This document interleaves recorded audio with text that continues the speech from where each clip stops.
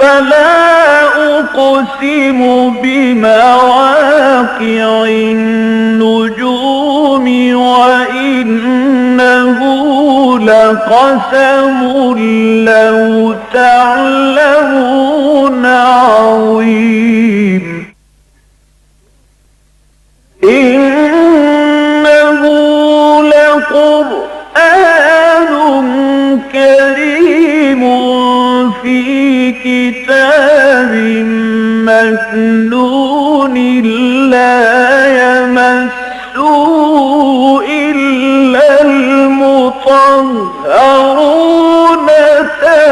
تنزيل من رب العالمين.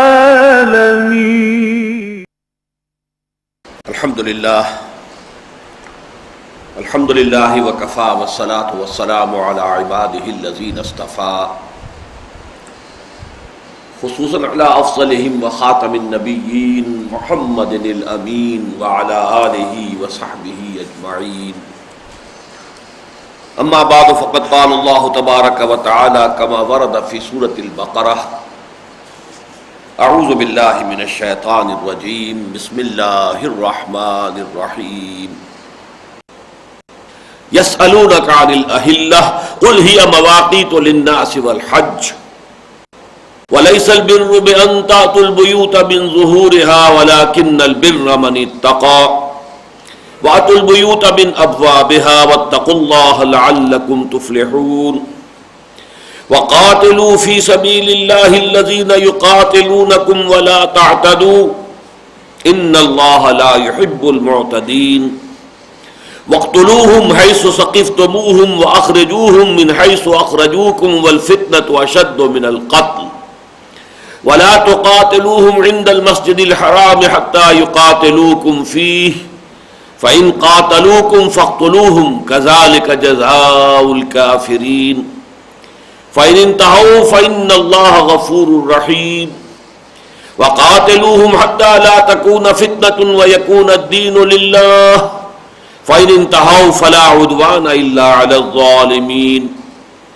الشهر الحرام بالشهر الحرام والحرمات قصاص فمن اعتدى عليكم فاعتدوا عليه بمثل ما اعتدى عليكم واتقوا الله واعلموا أن الله مع المتقين.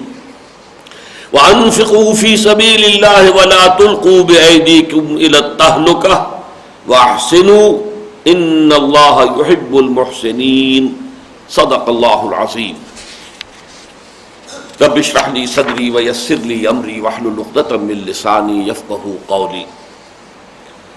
اللهم ربنا الہمنا رشدنا واعذنا من شرور انفسنا. اللهم ارنا الحق حقا وارزقنا اتباعه وارنا الباطل باطلا وارزقنا اجتنابه. اللهم وفقنا لما تحب وترضى وتقبل منا فإنك خير المتقبلين. آمین یا رب العالمین. سورہ بقرہ کا 23واں رکوع جو 6 آیات پر مشتمل ہے، جس میں روزے کے بارے میں، یعنی اسلام کے ارکان خمسہ جو 5 ارکان ہیں ان میں سے ایک رکن کے بارے میں تمام مباحث مکمل ہو جاتے ہیں.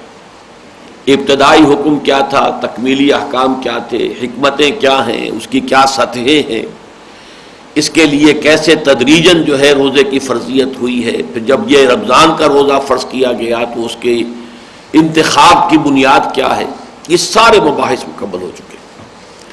اس کی جو 2 آخری آیات ہیں جو آج ابھی ہمیں پڑھنی ہیں، جو رہ گئی تھیں، ان میں سے پہلی آیت نسبتاً طویل ہے اور اس میں روزے کے ضمن میں خاص طور پر صوم رمضان کے بارے میں تفصیلی احکام آئے ہیں. فرمایا گیا احل لکم لیلۃ الصیام الرفث الی نسائکم، جائز قرار دیا گیا، حلال ٹھہرایا گیا تمہارے لیے روزے کی راتوں میں اپنی بیویوں کے ساتھ مباشرت. ہن لباس لکم وانتم لباس لہن، وہ تمہارے لیے بمنزلہ لباس ہیں، تم ان کے لیے بمنزلہ لباس ہو.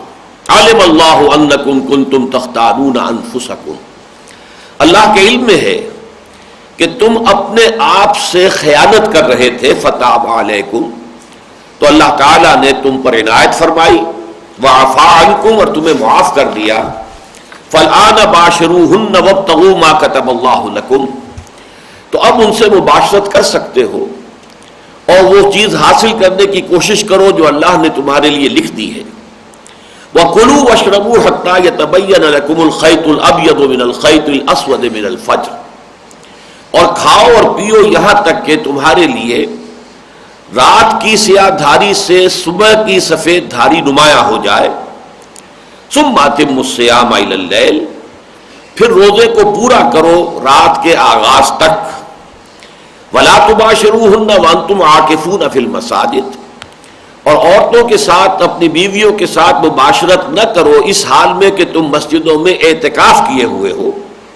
تلک حدود اللہ، یہ اللہ کی حدود ہے، فلا تقربوها، تو ان کے قریب بھی مت پھٹکو۔ کذالک یبین اللہ آیاتہ للناس، اسی طرح اللہ تعالیٰ اپنی آیات کو واضح کر دیتا ہے لوگوں کے لیے، لعلہم یتقون، تاکہ وہ تقوی کی روش اختیار کریں۔ یہ جو طویل آیت ہے اس کے پس منظر کے بارے میں دو مختلف آراء ہیں۔ ایک رائے تو یہ ہے کہ ابتداءً یہ حکم ہی دیا گیا تھا کہ روزے کی راتوں میں بھی جبکہ انسان ایک مرتبہ سو جائے تو اس کے بعد پھر گویا کہ روزہ شروع ہو گیا، اور اب رات کے بقیہ حصے میں کوئی شخص اپنی بیوی کے ساتھ مباشرت نہیں کر سکتا۔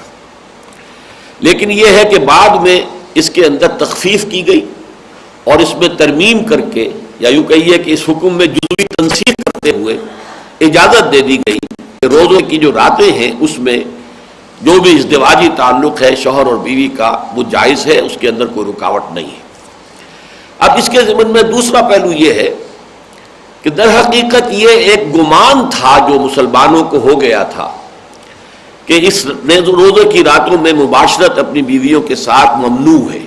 یہ کوئی حکم نہیں تھا جو دیا گیا ہو، یہ وضاحت نہیں تھی کہ جو کی گئی ہو، بلکہ یہ گمان اس لیے ہو گیا تھا کہ چونکہ جو پہلا حکم آیا تھا روزے کا، جس کے بارے میں آپ سے عرض کر چکا ہوں کہ بہت سے سلف میں بھی اس کے قائل ہیں اور میں بھی اسی رائے کا حامل ہوں کہ وہ رمضان کے روزے کا ذکر نہیں ہے۔ کتب علیکم الصیام کما کتب علی الذین من قبلکم، تم پر روزہ رکھنا فرض کیا گیا جیسے کہ تم سے پہلی امتوں پر فرض کیا گیا تھا۔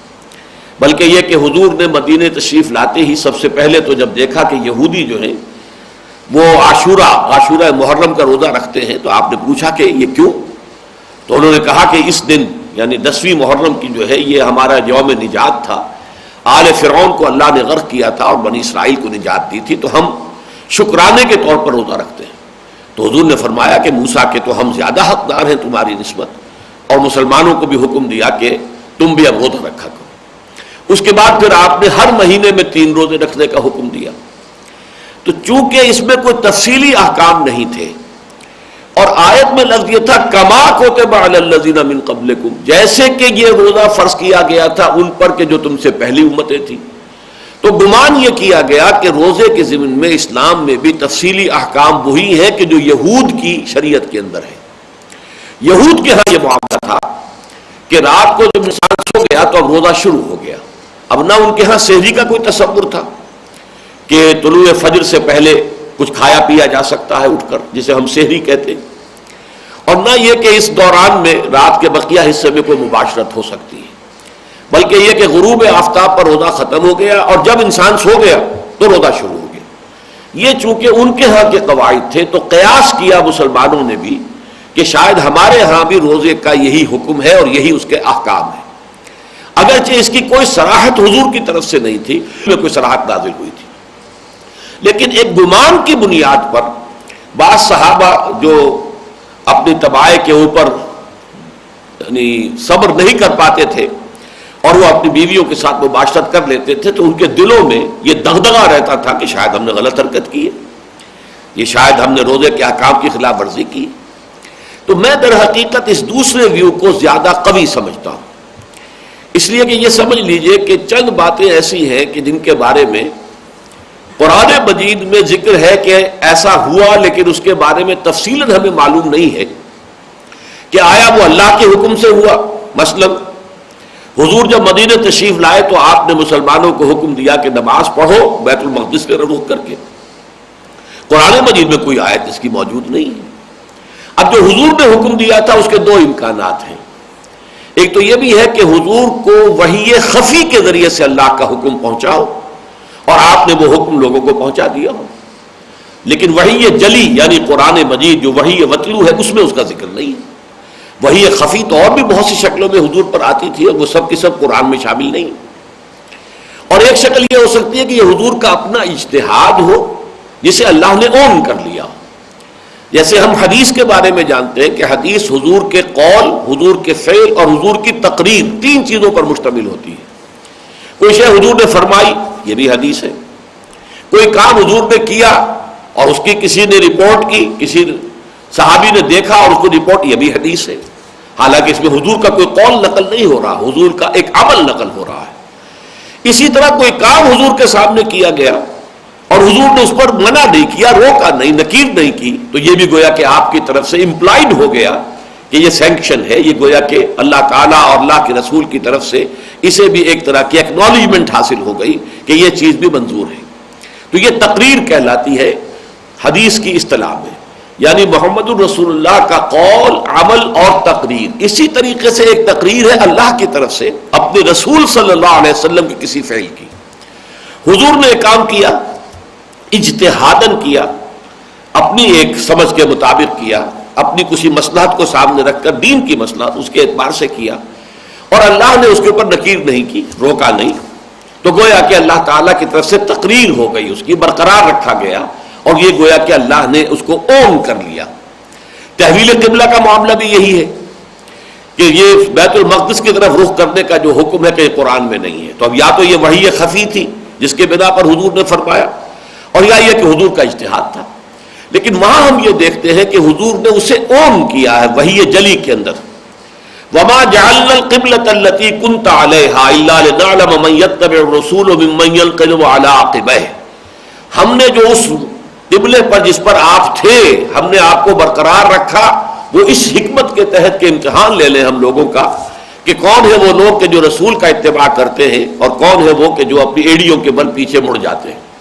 یعنی جن میں اپنی جاہلی عصبیت تھی اور اہل عرب ہونے کی مناسبت سے مکہ مکرمہ اور بیت اللہ کے ساتھ ان کی ایک والہانہ محبت تھی، اور وہ قبائلی بھی تھی، نسلی بھی تھی، قومی بھی تھی، جن کے اندر یہ عصبیت شدید تھی، اور وہ اب اس بیت المقدس کی طرف رخ کرنے کو پسند نہیں کریں گے تو وہ گویا کہ علیحدہ ہو جائیں گے، ان کی چھانٹی ہو جائے گی، معلوم ہو جائے گا کہ وہ رسول کے حکم کی اطاعت نہیں کر رہے، بلکہ اپنی جو قدیم ان کی عصبیتیں ہیں، جو ان کی روایات ہیں، جو ان کے قومی شاعر ہیں، وہ ان سے زیادہ متعلق ہیں اور مربوط ہیں. لیکن یہاں ہم دیکھ رہے ہیں کہ یہ بات نہیں ہے. اگر تو حضور نے فرمایا ہوتا اور اس کی خلاف ورزی کر رہے ہوتا صحابہ کرام تو پھر یہ بات نہ ہوتی کہ علم اللہ انکم کنتم تختانون انفسکم، بلکہ وہ تو یہ ہوتا کہ علم اللہ انکم کنتم تختانون اللہ والرسول، جیسے کہ سورہ انفال میں آتا ہے یا ایھا الذین آمنوا لا تخونوا اللہ والرسول وتخونوا اماناتکم. اہل ایمان اللہ اور اس کے رسول کے ساتھ خیانت مت کرو. اگر اللہ اور اس کے رسول کی طرف سے کوئی واضح حکم آ چکا ہو تو پھر تو در حقیقت اس کی خلاف ورزی جو معصیت ہے، وہ تو گناہ ہے، اور اس کو صرف یہ نہیں کہا جا سکتا کہ تم اپنے آپ سے خیانت کر رہے تھے. یہاں چونکہ الفاظ یہ ہے کہ علم اللہ انکم کنتم تختانون انفسکم، اللہ کے علم میں یہ بات ہے کہ تم اپنے آپ سے خیانت کر رہے تھے، کہ تمہارے اندر کوئی شے یہ کہہ رہی تھی کہ یہ کام غلط ہے جو تم کر رہے ہو، لیکن پھر بھی تم ارتکاب کر رہے تھے. تو یہ اپنے نفس کے ساتھ، اپنے ضمیر کے ساتھ گویا کہ خیانت ہو رہی تھی.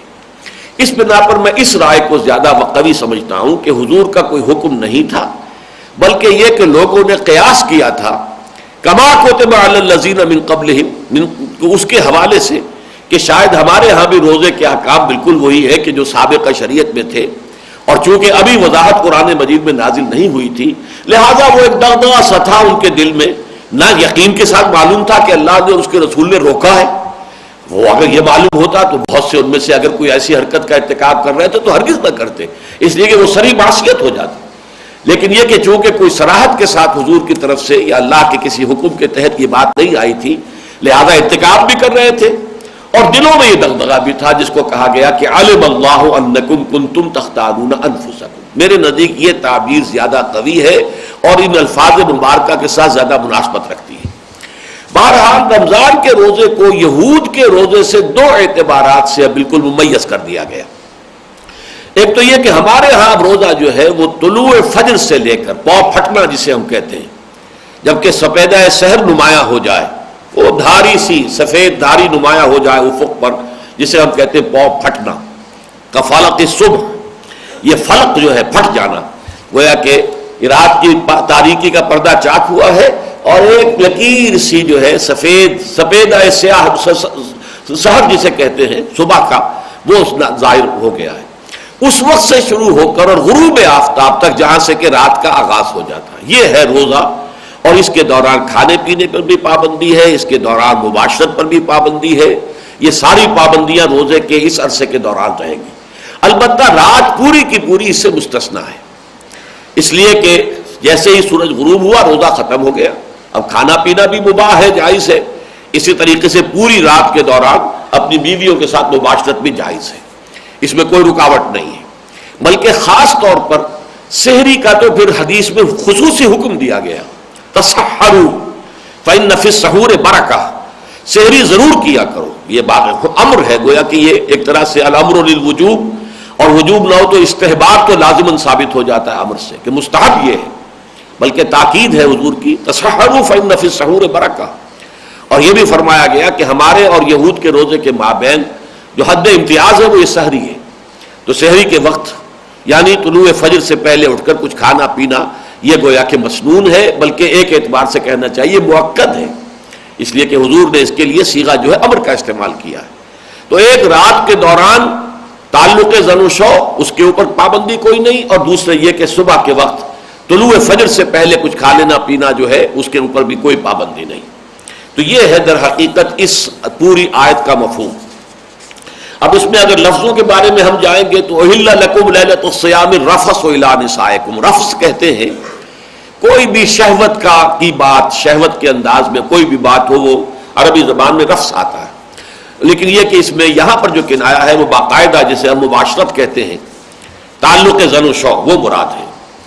ہن لباس لکم وانتم لباس لہن، یہ بہترین استعارہ ہے، شوہر اور بیوی کے مابین کوئی پردہ نہیں ہے، جیسے میرا جسم اور میرا لباس ہی تو در حقیقت پردہ ہے، میرے لباس اور میرے جسم کے مابین کوئی پردہ نہیں ہے۔ اسی طریقے سے گویا کہ شوہر اور بیوی جو ہیں وہ اتنے ایک دوسرے کے ساتھ قریب ہیں، اور ایک اعتبار سے اور بھی اس میں معنویت ہے کہ در حقیقت یہ زوجین جو ہیں وہ ایک دوسرے کی عفت و عصمت کے محافظ بن جاتے ہیں۔ جیسے یہ ہمارا لباس ہے جو ہمیں دھوپ سے بچا رہا ہے یا اور اثرات جو ہیں ماحول کو اس سے ہمیں بچا رہا ہے، ایسے ہی اللہ تعالیٰ نے کسی کو بیوی دی ہوئی ہے تو گویا کہ اس کے پاس اپنی جو اس کی جنسی خواہش اس کو پورا کرنے کا ذریعہ موجود ہے، تو وہ بے راہ روی سے بچتا ہے۔ عورت ہے، شوہر والی ہے، تو ظاہر بات ہے کہ اس کے لیے بھی اپنی عصمت و عفت کی حفاظت کے لیے اللہ تعالیٰ نے گویا کہ اسے شوہر کی نعمت عطا کی ہوئی ہے۔ تو ہن لباس لکم وانتم لباس لہن، علم اللہ انکم کنتم تختانون انفسکم فتاب علیکم۔ تو یہ میں عرض کر چکا ہوں، اس سے مراد یہ کہ تم سمجھ رہے تھے کہ یہ گناہ ہے، حالانکہ یہ گناہ نہیں تھا، لیکن یہ کہ تمہارے گمان کی وجہ سے تمہارے ضمیر جو ہے وہ آلودہ ہو رہے تھے، اس کے اندر جو گناہ کا ایک اثر انسان کے اوپر پڑتا ہے، ایک تو یہ کہ گناہ کے کچھ خارجی اثرات ہیں، ایک یہ کہ گناہ کا اثر جو ہے انسان کے باطن پر پڑتا ہے، جیسے حضور نے فرمایا کہ جب کوئی شخص گناہ کرتا ہے تو اس کے دل پر ایک داغ لگ جاتا ہے، سیاہ دھبا۔ اب یہ وہ باطنی اثر ہے، تو ظاہر بات ہے کہ کوئی شے جو آپ سمجھ رہے ہیں کہ یہ شاید غلط ہے، ممنوع ہے، لیکن کر رہے ہیں، تو اس کا داخلی اثر تو آپ پر ہو گیا کہ آپ کے ضمیر کے اندر جو ہے وہ آلودگی پیدا ہو گئی، آپ کے دل کے اوپر وہ دھبا لگ گیا۔ علم اللہ انکم کنتم تختانون انفسکم فتاب علیکم، تاب علیکم، تمہاری توبہ قبول فرمائی، یعنی یہ کہ تم پر عنایت فرمائی، نظر کرم سے تمہیں دیکھا، وعفا عنکم، اور جو کچھ اب تک ہو چکا ہے عدم وضاحت کی وجہ سے اس پر تمہیں معاف بھی کر دیا۔ فالآن باشروہن، تو اب تم ان کے ساتھ مباشرت کر سکتے ہو، تمہارا تعلق زن و شو جو ہے اس میں کوئی قدغن نہیں ہے راتوں کے دوران۔ وابتغوا ما كتب اللہ لکم، تلاش کرو جو کچھ بھی اللہ نے تمہارے لیے لکھ دیا ہے۔ اس کے ایک معنی تو جو کیے گئے ہیں سب کے نزدیک متفق علیہ وہ تو اولاد ہے، یہ جنسی تعلق جو ہے مباشرت ہے شوہر اور بیوی کی، اس کا ایک حاصل ہے اولاد جو اللہ تعالیٰ نے کسی کے لیے لکھ دی ہے اس کے حصول کے لیے. جیسے اللہ نے آپ کے لیے رزق معین کیا ہوا ہے لیکن آپ اس کے لیے محنت کرتے ہیں, کوشش کرتے ہیں, چاہے کھیت میں ہل چلاتے ہیں, چاہے دفتر میں جا کر کام کرتے ہیں, لیکن یہ ابتغاء ہے, یہ آپ تلاش کر رہے ہیں اللہ کے رزق کو. فَإِذَا قُضِيَتِ الصَّلَاةُ فَانتَشِرُوا فِي الْأَرْضِ وَابْتَغُوا مِنْ فَضْلِ اللَّهِ. نماز جمعہ کے بارے میں فرمایا گیا جب نماز ادا ہو چکے تو تم زمین میں پھیل کر اللہ کے فضل کو تلاش کر سکتے ہو. تو اگرچہ وہ اللہ کا فضل تمہارے لیے معین ہے, طے شدہ ہے, لیکن تلاش تم کرتے ہو. اسی طرح اللہ نے تمہیں جو اولاد دینی ہے اللہ کے علم میں تو طے ہے, لیکن یہ کہ اس کے لیے یہ تعلق زن و شو, یہ رشتہ ازدواج جو اللہ نے ذریعہ بنایا. لیکن میرے نزدیک اس میں ایک اور شے بھی شامل ہے, صرف اولاد نہیں بلکہ ایک تسکین جو حاصل ہوتی ہے اس فعل کے ذریعے سے. اس لیے کہ قرآن مجید میں دوسرے مقام پر فرمایا گیا لِتَسْكُنُوا إِلَيْهَا, یہ جو ایک تعلق ہے اس سے انسان کو اس کے اعصاب کے اندر ایک تسکین کی کیفیت پیدا ہوتی ہے. تو یہ بھی اللہ کی طرف سے ایک عطیہ ہے, اللہ تعالیٰ کی طرف سے انسانوں کے لیے ایک خیر کی بات ہے جو اللہ نے رکھی ہے. مَا كَتَبَ اللَّهُ لَكُمْ, اللہ نے تمہارے لیے اس فعل کے اندر یہ تسکین بخش پہلو رکھ دیا ہے, تو حاصل کرو, تلاش کرو. فَالْآنَ بَاشِرُوهُنَّ وَابْتَغُوا مَا كَتَبَ اللَّهُ لَكُمْ وَكُلُوا وَاشْرَبُوا. اب یہ سحری کا حکم آ گیا, کھاؤ پیو. حَتَّى يَتَبَيَّنَ لَكُمُ الْخَيْطُ الْأَبْيَضُ مِنَ الْخَيْطِ الْأَسْوَدِ مِنَ الْفَجْرِ, یہاں تک کہ تمہارے لیے واضح ہو جائے, نمایاں ہو جائے رات کی سیاہی کے مقابلے میں صبح کا سفید دھاگا. اب یہاں لفظ خیط آیا ہے تو اس کو ایک صحابی نے اس کے لفظی معنی پہ محمول کیا کہ اپنے پاس اپنے تکیے کے نیچے دو دھاگے رکھ لیے, ایک سفید ایک سیاہ, اور وہ منتظر رہتے تھے کہ جب اتنی روشنی ہو جائے کہ سفید اور سیاہ کو میں ان میں تمیز کر سکوں تو گویا کہ اب یہ سحری کے اختتام کا وقت آیا ہے. حضور نے فرمایا یہ مراد نہیں ہے, مراد اصل میں یہ ہے کہ سپیدہ سحر نمایاں ہو جائے, جس کو ہم پاؤں پھٹنا کہتے ہیں, کہ یہ لکیر جو ہے چونکہ وہ ایک لکیر کی شکل میں آتی ہے تو خیط کا لفظ اسے کہا گیا ہے کہ یہ سیاہ دھاری جو ہے رات کی اس سے صبح کی سفید دھاری جو ہے وہ نمایاں ہو جائے. ثم اتموا الصیام الی اللیل, پھر یہ کہ روزے کو پورا کرو. اب اس کی ساری پابندیاں جو ہے, تعلق زن و شو پر بھی پابندی ہے, کھانے پینے پر بھی پابندی ہے, اور بھی پابندیاں ہیں. کوئی لغو بات نہ ہو, گالم گلوچ نہ ہو. جب کہا جاتا ہے کہ اگر تم سے کوئی شخص جھگڑنا چاہے تو بھی کہہ دو بھائی میں روزے سے ہوں, میں اس وقت آپ کی اس بات کا کوئی جواب نہیں دے سکتا. تو یہ ساری چیزیں اس میں شامل ہیں. اخلاقی پابندیاں بھی ہیں, اور یہ تو قانونی پابندیاں ہیں کہ کھانے پینے پر پابندی ہے اور تعلق زن و شو پر پابندی ہے. الی اللیل سے اہل تشیع نے یہ نکالا ہے کہ جب رات کہا گیا ہے تو اس کا مطلب یہ کہ رات کا کچھ نہ کچھ حصہ اس میں شامل ہونا چاہیے. الی اللیل یہ اصل میں فقہ کی ایک بڑی بحث ہے کہ جب یہ کہا جاتا ہے کہ اپنے ہاتھ دھو لو کوہنیوں تک, الی المرافق, تو اب یہ مرافق جو ہے کوہنی جو یہ حد ہو گئی, غایت ہوئی, تو آیا غایت مغیہ میں داخل ہے یا نہیں, یہ فقہ میں بحث ہوتی ہے کہ جب اس کو کہا گیا یہاں تک دھو تو آیا اس کو بھی دھونا ضروری ہے یا یہاں تک اس کے نیچے تک دھو لیا تو کافی ہو جائے گا. تو ہمارے ہاں وضو کے معاملے میں تو یہی ہے کہ یہ غایت مغیہ میں شامل ہے, یعنی یہ کہ کوہنیوں کو بھی دھونا ہوگا بازوؤں کے ساتھ, اور یہ کہ اسی طریقے سے ٹخنوں کو بھی دھونا ہوگا پاؤں کے ساتھ. لیکن یہاں جو ہے روزے کے معاملے میں اہل سنت کے نزدیک رات کا آغاز جو ہے وہ در حقیقت روزے کا اختتام ہے, اور رات کا آغاز جو ہے وہ غروب شمس ہے, سورج کا غروب ہو جانا. بہرحال اس میں اہل تشیع یہ سمجھتے ہیں کہ رات کا تھوڑا سا حصہ اس میں بھی شامل ہونا چاہیے, لہذا وہ 5-7 منٹ دیر کرتے ہیں, وہ آپ کے علم میں ہے. وَلَا تُبَاشِرُوهُنَّ وَأَنْتُمْ عَاكِفُونَ فِي الْمَسَاجِدِ, یہ اضافی پابندی اب ہے اعتکاف کی. گویا کہ اس آیت میں رمضان مبارک سے متعلق اب ساری باتیں جمع ہو گئی. یہ مسنون اعتکاف آپ کو معلوم ہے کہ 21ویں شب سے شروع ہوتا ہے, 20ویں روزے کا افطار جو ہے وہ آدمی جا کر اعتکاف میں داخل ہو کر وہ افطار کرتا ہے, اور پھر چاند کے طلوع ہونے کے بعد عید کا چاند دیکھنے یا اس کی اطلاع مصدقہ آنے کے بعد ہی وہ شخص پھر اس اعتکاف سے باہر نکلتا ہے. یہ عرصہ جو ہے اعتکاف مسنون, اگرچہ ایک نفلی اعتکاف بھی ہوتا ہے, آپ تھوڑی دیر کے لیے 2 گھنٹے کی نیت کر کے مسجد میں داخل ہو جائیں, وہاں بیٹھیں, اللہ کا نام لیں, تلاوت کریں, قرآن پڑھیں, ٹھیک ہے, یہ 2 گھنٹے آپ نے اعتکاف میں بسر کیے.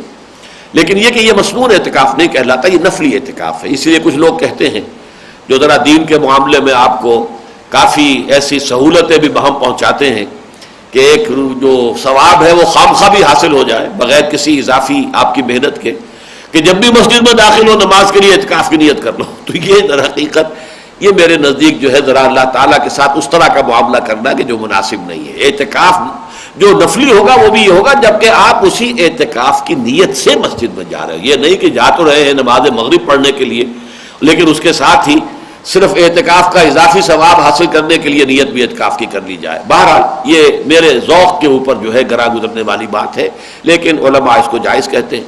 لیکن اعتکاف مسنون وہ ہے جو میں عرض کر چکا۔ اس دوران میں راتوں میں بھی یہ پابندی ہے کہ یہ مباشرت نہیں ہوگی، کوئی تعلق زن و شو نہیں ہوگا۔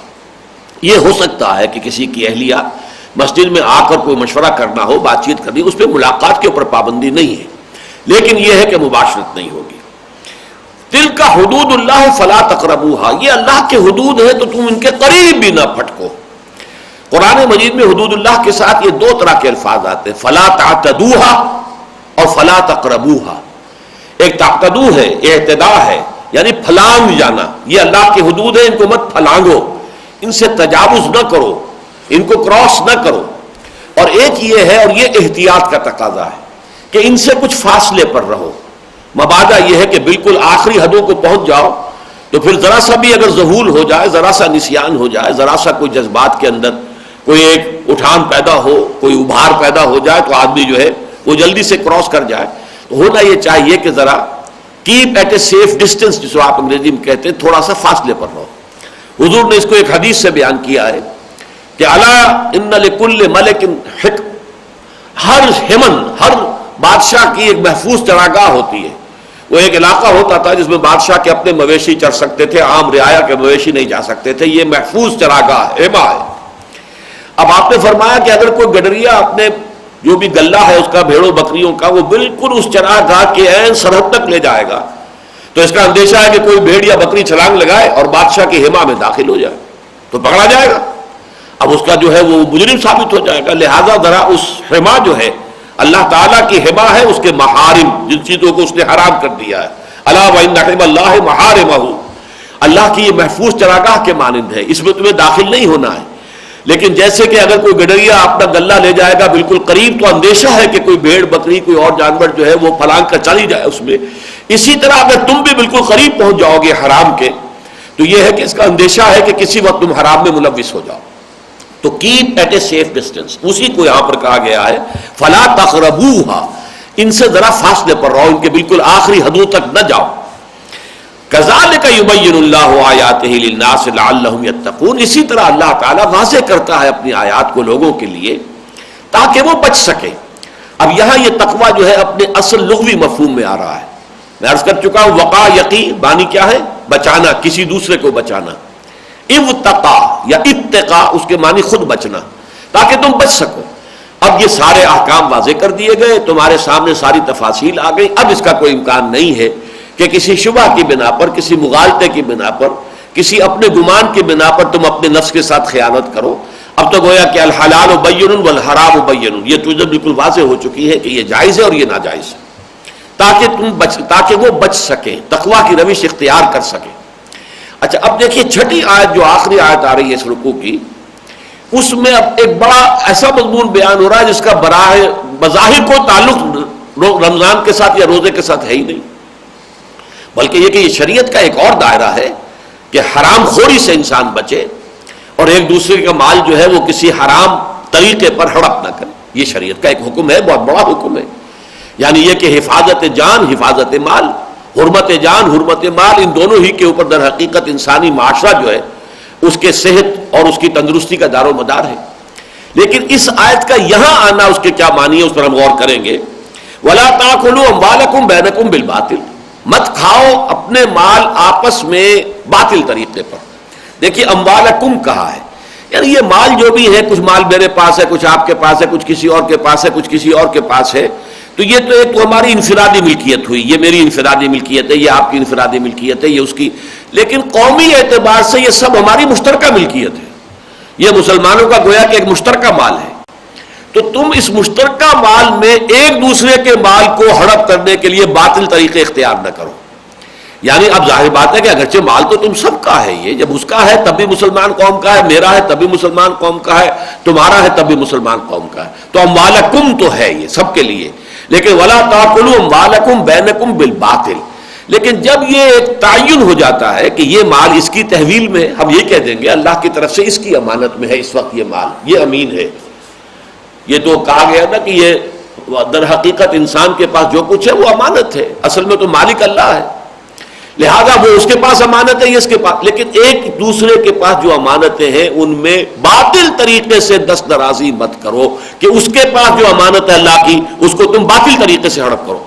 اب یہ باطل طریقے پر ہڑپ کرنا چوری سے بھی ہو سکتا ہے، ڈاکے سے بھی ہو سکتا ہے، اور یہ کہ دھوکہ دے کر کاروبار کے اندر دھوکہ دیا جا رہا ہے، جھوٹ بولا جا رہا ہے اور مال فروخت کیا جا رہا ہے اور اس کی جو ہے خرابی ظاہر نہیں کی، یہ سب باطل میں آ جائے گا.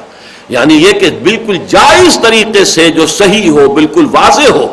اب ظاہر بات ہے بیع و شرع ہے، آپ کہیں کسی دکاندار سے جا کر کوئی شے خریدتے ہیں، اس نے یہ قیمت لی ہے، آپ نے وہ قیمت ادا کی ہے، اور یہ کہ ظاہر بات ہے کہ اس میں اس نے کچھ کمایا ہے. اگر آپ نے جوتا خریدا ہے 200 روپے کا، ہو سکتا ہے اس نے 20 روپے کمائے ہوں، لیکن یہ کہ اس نے جائز طریقے سے کمایا ہے، اس نے آپ کو کوئی دھوکہ نہیں دیا، آپ سے فریب نہیں کیا، کوئی جھوٹ نہیں بولا، مال ہے. اور آپ جائیں دوسری دکانوں پر بھی دیکھیں، دیکھ کر تقابل کر کے خرید لیں، تو اس نے آپ سے کچھ حاصل تو کر لیا، آپ کے 20 روپے اس کے پاس پہنچ گئے، لیکن یہ جائز طریقے سے پہنچے، جس کو قرآن مجید کہتا ہے الا ان تکون تجارتا عن تراض، کہ تجارت ہو رضامندی کے ساتھ. اس میں بھی اگر ایکسپلائٹیشن ہو جائے گی، اس میں بھی اگر یہ ہوگا کہ ہولڈنگ ہو جائے اور ایک جو مصنوعی قلت پیدا کر کے قیمتیں بڑھا دی جائیں، یہ بہت بڑا گناہ ہے، بہت بڑا گناہ ہے، بہت بڑا گناہ ہے. اس میں یہ بھی ہے کہ آپ نے کوئی شے فروخت کی ہے، جیسے کہ دیکھا کہ ایک شخص جو ہے وہ گندم بیچ رہا تھا، تو وہ جو گندم جو ہے وہ کہیں سیلاب زدہ گندم تھی، اس نے وہ جو سیلاب زدہ تھا نیچے کر دیا، اور جو بہت صاف گندم تھی اسے اوپر کر دیا ڈھیر کے. اب یہ دھوکہ ہو رہا ہے، فریب دیا جا رہا ہے. تو یہ فریب سے، دھوکے سے، چوری سے، ڈاکے سے جو بھی تم ایک دوسرے کا بال کھا رہے ہو، یہ بات بالباطل ہے، مت کھاؤ. وَلَا تَأْكُلُوا أَمْوَالَكُمْ بَيْنَكُمْ بِالْبَاطِلِ. اور ایک خاص بات کہی جا رہی ہے کہ جو کسی بھی منظم معاشرے میں، ظاہر بات ہے کہ کوئی حکومت ہوتی ہے تو حکام ہوتے ہیں، ان کے کچھ اختیارات ہوتے ہیں، ان اختیارات کو غلط طور پر استعمال کرانے کے لیے انہیں رشوت دینا. وَلَا تُدْلُوا بِهَا إِلَى الْحُكَّامِ. یہ دلو کہتے ہیں عربی زبان میں ڈول کو، ادلا دلوا. یہ آتا ہے سورہ یوسف میں. حضرت یوسف علیہ السلام کو ان کے بھائیوں نے جو ایک کنویں میں پھینک دیا تھا، تو پھر جو ایک قافلے کا سقہ جو ہے وہ آگے آیا پانی لینے والا، تو اس نے اپنا ڈول نیچے ڈالا، تو حضرت یوسف نے اس کو پکڑ لیا. اب وہ سمجھ رہا تھا میں پانی کھینچ رہا ہوں، وہ تو آگے حضرت یوسف برآمد ہو گئے. تو اس نے کہا یا بشرا ھذا غلام، یہ تو ہمیں ایک بہت بڑی نعمت اور دولت مل گئی، یہ غلام مل گیا، اسے ہم بیچیں گے، پیسے کھڑے کریں گے. تو یہ ادلا دلوا کہتے ہیں، اس نے اپنا ڈول نیچے ڈالا. تدلو بہا، تم اپنے مال کو ڈول کے طور پر استعمال نہ کرو، الی الحکام، حکام تک پہنچنے کے لیے، حکام رسی کے لیے اپنا مال انہیں تھوڑا سا دو. لتاکلوا فریقا من اموال الناس بالاسم، تاکہ تم لوگوں کے، دوسرے لوگوں کے کچھ مال کو گناہ کے طریقے پر ہڑپ کر سکو. یہ ہے جو رشوت کا معاملہ ہوتا ہے. اور یہ بات نوٹ کیجئے، عام جو ہمارے ہاں مشہور ہے غلط العام، اس کے بالکل برعکس بات ہے. ہم کہتے ہیں فلاں افسر بڑا راشی ہے. راشی عربی زبان میں کہتے ہیں رشوت دینے والے کو، لینے والے کو نہیں. راشی وہ ہے جو رشوت دیتا ہے. الراشی والمرتشی کلاہما فی النار، حضور کی جو حدیث ہے، رشوت دینے والا اور رشوت قبول کرنے والا یہ دونوں جہنمی ہیں. ہمارے ہاں راشی کا لفظ آتا ہے رشوت خور کے لیے، حقیقت میں یہ راشی کا لفظ ہے رشوت دینے والے کے لیے. اور کسی معاشرے میں رشوت جو عام ہوتی ہے وہ اسی طرح سے ہوتی ہے کہ پہلے لوگ حاکموں کو خوگر بناتے ہیں رشوت کا، ان کے منہ کو یہ خون لگا دیتے ہیں. اور وہ اس لیے اب آج کل یہ ہوتا ہے کہ حکومت کا کچھ حق ہے، اسے ٹیکس آپ سے وصول کرنا، یہ اس کا حق ہے. آپ اس کا حق ہڑپ کرنے کے لیے آپ نے آئی ٹی او کو رشوت دے دی، اس لیے کہ آپ نے اگرچہ یہ نہیں کسی اور آدمی کا، کسی اور شہری کا حق تو نہیں مارا، لیکن حکومت کا حق مار لیا. یا یہ کہ کوئی مقدمہ ہے کسی جگہ پر اور کوئی قاضی ہے اور آپ نے اس سے اپنے حق میں فیصلہ لینے کے لیے اور کسی دوسرے کی زمین کا کوئی ٹکڑا یا کوئی اور شے ہڑپ کرنے کے لیے اسے رشوت دے دی. تو عموماً یہ ہوتا ہے کہ پھر جب یہ رشوت کا خون لگ جاتا ہے بو کو، تو پھر وہ آپ کو آپ کا جائز حق بھی نہیں دیتے جب تک کہ آپ کچھ نہ کچھ کو دے نہ دے. جیسا کہ ہمارے ہاں ہو گیا ہے کہ لوگ پوچھتے بھی ہیں کہ صاحب کوئی کام ہمارا جائز حق ہے، وہ ہمارا بالکل حق ہے، ہم کسی اور کا حق نہیں مار رہے، نہ کوئی حکومت کے جو محاصل ہیں، جو اس کے ٹیکسز ہیں، ان سے بچنے کی کوشش کر رہے ہیں. بجلی کا کنیکشن لگوانا ہے وہ بات آگے چلتی ہی نہیں جب تک رشوت نہ دی جائے. وہ اس لیے کہ اب ان کے منہ کو رشوت لگ چکی ہے. لیکن اصل میں رشوت کا عادی بناتے ہیں لوگ خود حکام کو, ان کے منہ کو یہ خون لگا دیتے ہیں تاکہ لوگوں کا مال جو ہے وہ ہڑپ کریں, اور کسی طریقے سے, چاہے وہ مال حکومت کا ہے, اگر ٹیکسز کا معاملہ تو حکومت کا حق ہڑپ کر رہے ہیں, اور اگر کسی اور کا مال ہے تو اس کو ہڑپ کر رہے ہیں. تو یہ جانتے بوجھتے کہ یہ چیز جو ہے غلط ہے, بری ہے, خراب ہے, تم یہ حرکت مت کرو. یہ تو اس آیت کا یوں سمجھیے کہ خاص کے اعتبار سے مفہوم ہو گیا. اب ربط پر غور کیجئے. ربط یہ ہے کہ سب سے پہلی آیت بھی ختم ہوئی تھی لفظ تقوی پر. یا ایھا الذین آمنوا کتب علیکم الصیام کما کتب علی الذین من قبلکم لعلکم تتقون. اہل ایمان, تم پر روزہ رکھنا فرض کیا گیا جیسے تم سے پہلے لوگوں پر کیا گیا تھا, امتوں پر کیا گیا تھا, تاکہ تمہارے اندر تقوی پیدا ہو جائے. پھر 5ویں آیت ختم ہوئی لعلہم یتقون, تاکہ ان میں تقوی ہو, وہ بچ سکے. اب اس میں ایک عملی سوال پیدا ہوتا ہے کہ تقوی کا معیار کیا ہے, تقوی کا لٹمس ٹیسٹ کون سا ہے, کیسے معلوم ہوگا کہ تقوی ہے یا نہیں ہے. آپ ظاہر بات ہے کہ کوئی چیز ایسیڈک ہے یا الکلائن ہے, اس کا فیصلہ کرتے ہیں لٹمس پیپر کے ذریعے سے. وہ نیلا جو ہے سرخ ہو گیا, یا سرخ جو ہے وہ نیلا ہو گیا, تو معلوم ہو گیا یہ ایسیڈک ہے اور یہ الکلائن ہے. لیکن یہ ہے کہ کیسے معلوم ہوگا کہ تقوی ہے کیا. تو یہاں اگرچہ ہمارے تصورات میں تو کچھ مظاہر ہیں, خاص لباس ہے, خاص وضاقتہ ہے, داڑھی رکھی ہوئی ہے, لباس جو ہے شلوار ہے, پاجامہ ہے, وہ ٹخنے سے اونچا ہے, یا کوئی نہ کوئی عمامہ بھی سر پر باندھا ہوا ہے, جو بھی ہے ایک وضاقتہ ہے مذہبی لوگوں کی. تو ہمارے ذہنوں میں تقوی کی تصویر یہ ہے, جیسا کہ ہم دیکھ چکے ہیں آیت البر میں, لیس البر ان تولوا وجوہکم قبل المشرق والمغرب ولکن البر من آمن باللہ. اب یہ پوری آیت ذہن میں رکھیے, اور آخر میں ختم ہوئی اولئک الذین صدقوا واولئک هم المتقون. متقی تو یہ ہوتے ہیں جن کا یہ کردار ہے جو آیت البر کے اندر تفصیل کے ساتھ بیان ہو گیا. تو یہاں پر فرمایا گیا کہ اس میں جو سب سے زیادہ لٹمس ٹیسٹ ہے وہ در حقیقت عقل حلال ہے. اگر عقل حلال ہے تو تقوی ہے, اگر نہیں ہے تو تقوی نہیں. یہ نوافل سے نہیں ہے کہ آپ خوب نمازیں پڑھتے ہیں, خوب روزے رکھتے ہیں اور حرام خوری کر رہے ہیں. اگر حرام خوری ہے تو پھر تقوی نہیں, تقوی کی نفی ہے. گویا کہ لٹمس ٹیسٹ جو ہے تقوی کا وہ یہ ہے کہ انسان اپنے پیٹ میں اور اپنے بال بچوں کے پیٹ میں لقمہ حرام نہ ڈالے, بلکہ صرف حلال پر اکتفا کرے. یہ ہے اس کا ربط کہ در حقیقت تقوی جو مقصود ہے روزے کی عبادت کا, لعلکم تتقون, اور یہ سارے احکام جو تمہیں دیے جا رہے ہیں اس کا مقصود یہ ہے لعلہم یتقون. تو اس کے لیے تمہارے سامنے ایک معیار رہنا چاہیے کہ وہ معیار کیا ہے, عقل حلال. حرام خوری اگر ہے تو تقوی نہیں.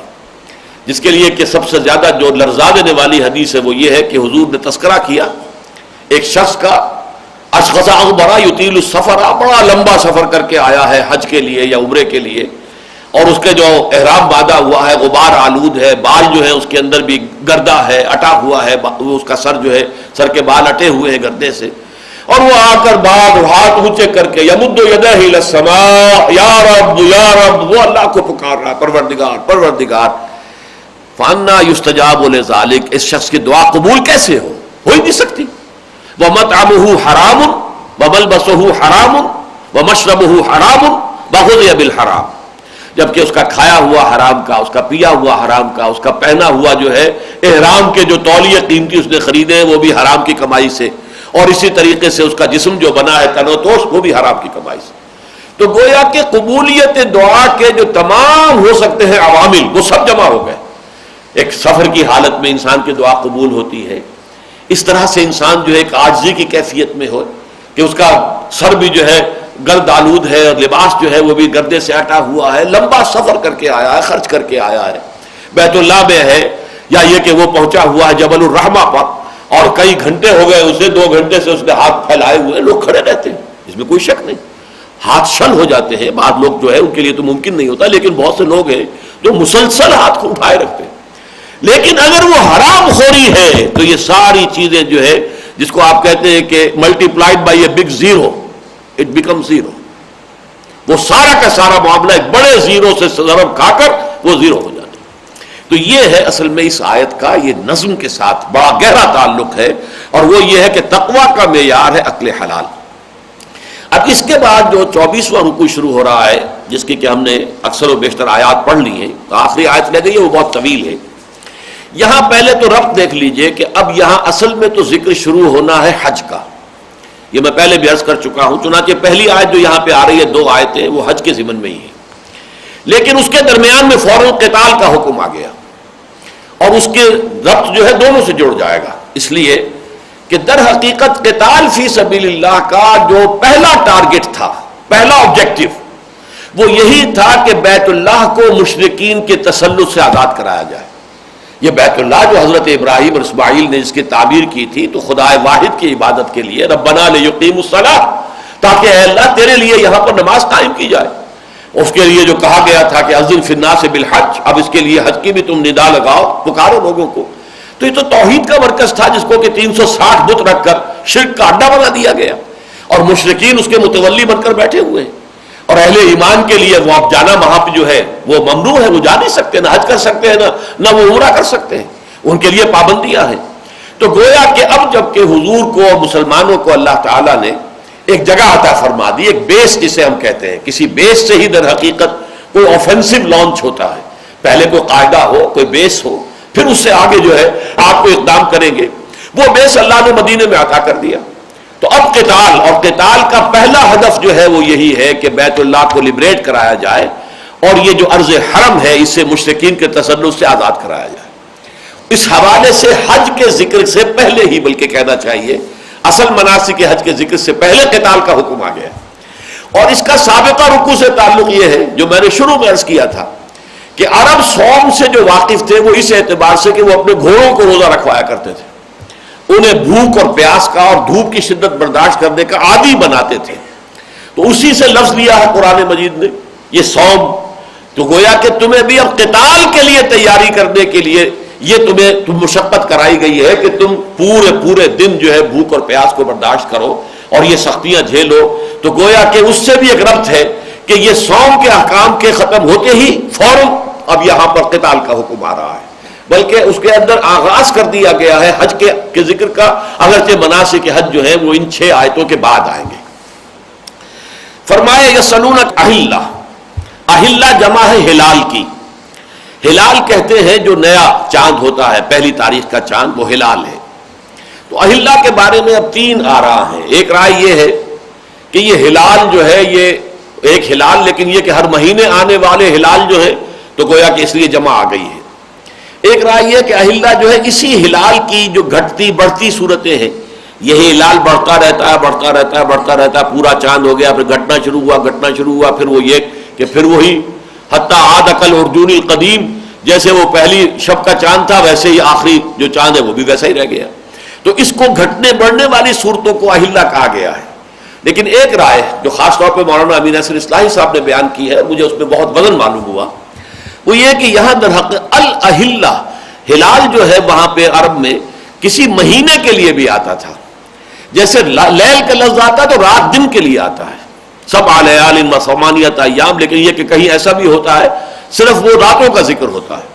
لیکن یہ کہ اسی طریقے سے ہلال سے مراد در حقیقت مہینہ ہوتا ہے. اور ان کا خیال یہ ہے کہ یہاں در حقیقت اشہر حرم کے بارے میں سوال کیا گیا تھا کہ یہ جو حرام مہینے ہیں، اب قتال کا حکم اگر آ رہا ہے اور قتال کے حکم کے ضمن میں اگر کہیں مسئلہ آ جائے کہ اشہر حرم کی حرمت جو ہے وہ پامال ہونے کا اندیشہ ہو تو کیا کیا جائے. یا اسی طریقے سے حرم کی سرزمین ہے کہ وہاں پر قتل و غارت جو ہے ممنوع ہے، حرم کا علاقہ ہے.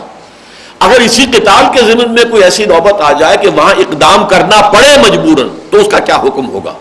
آیا یہ حرمتیں ہر حال میں برقرار رہیں گی؟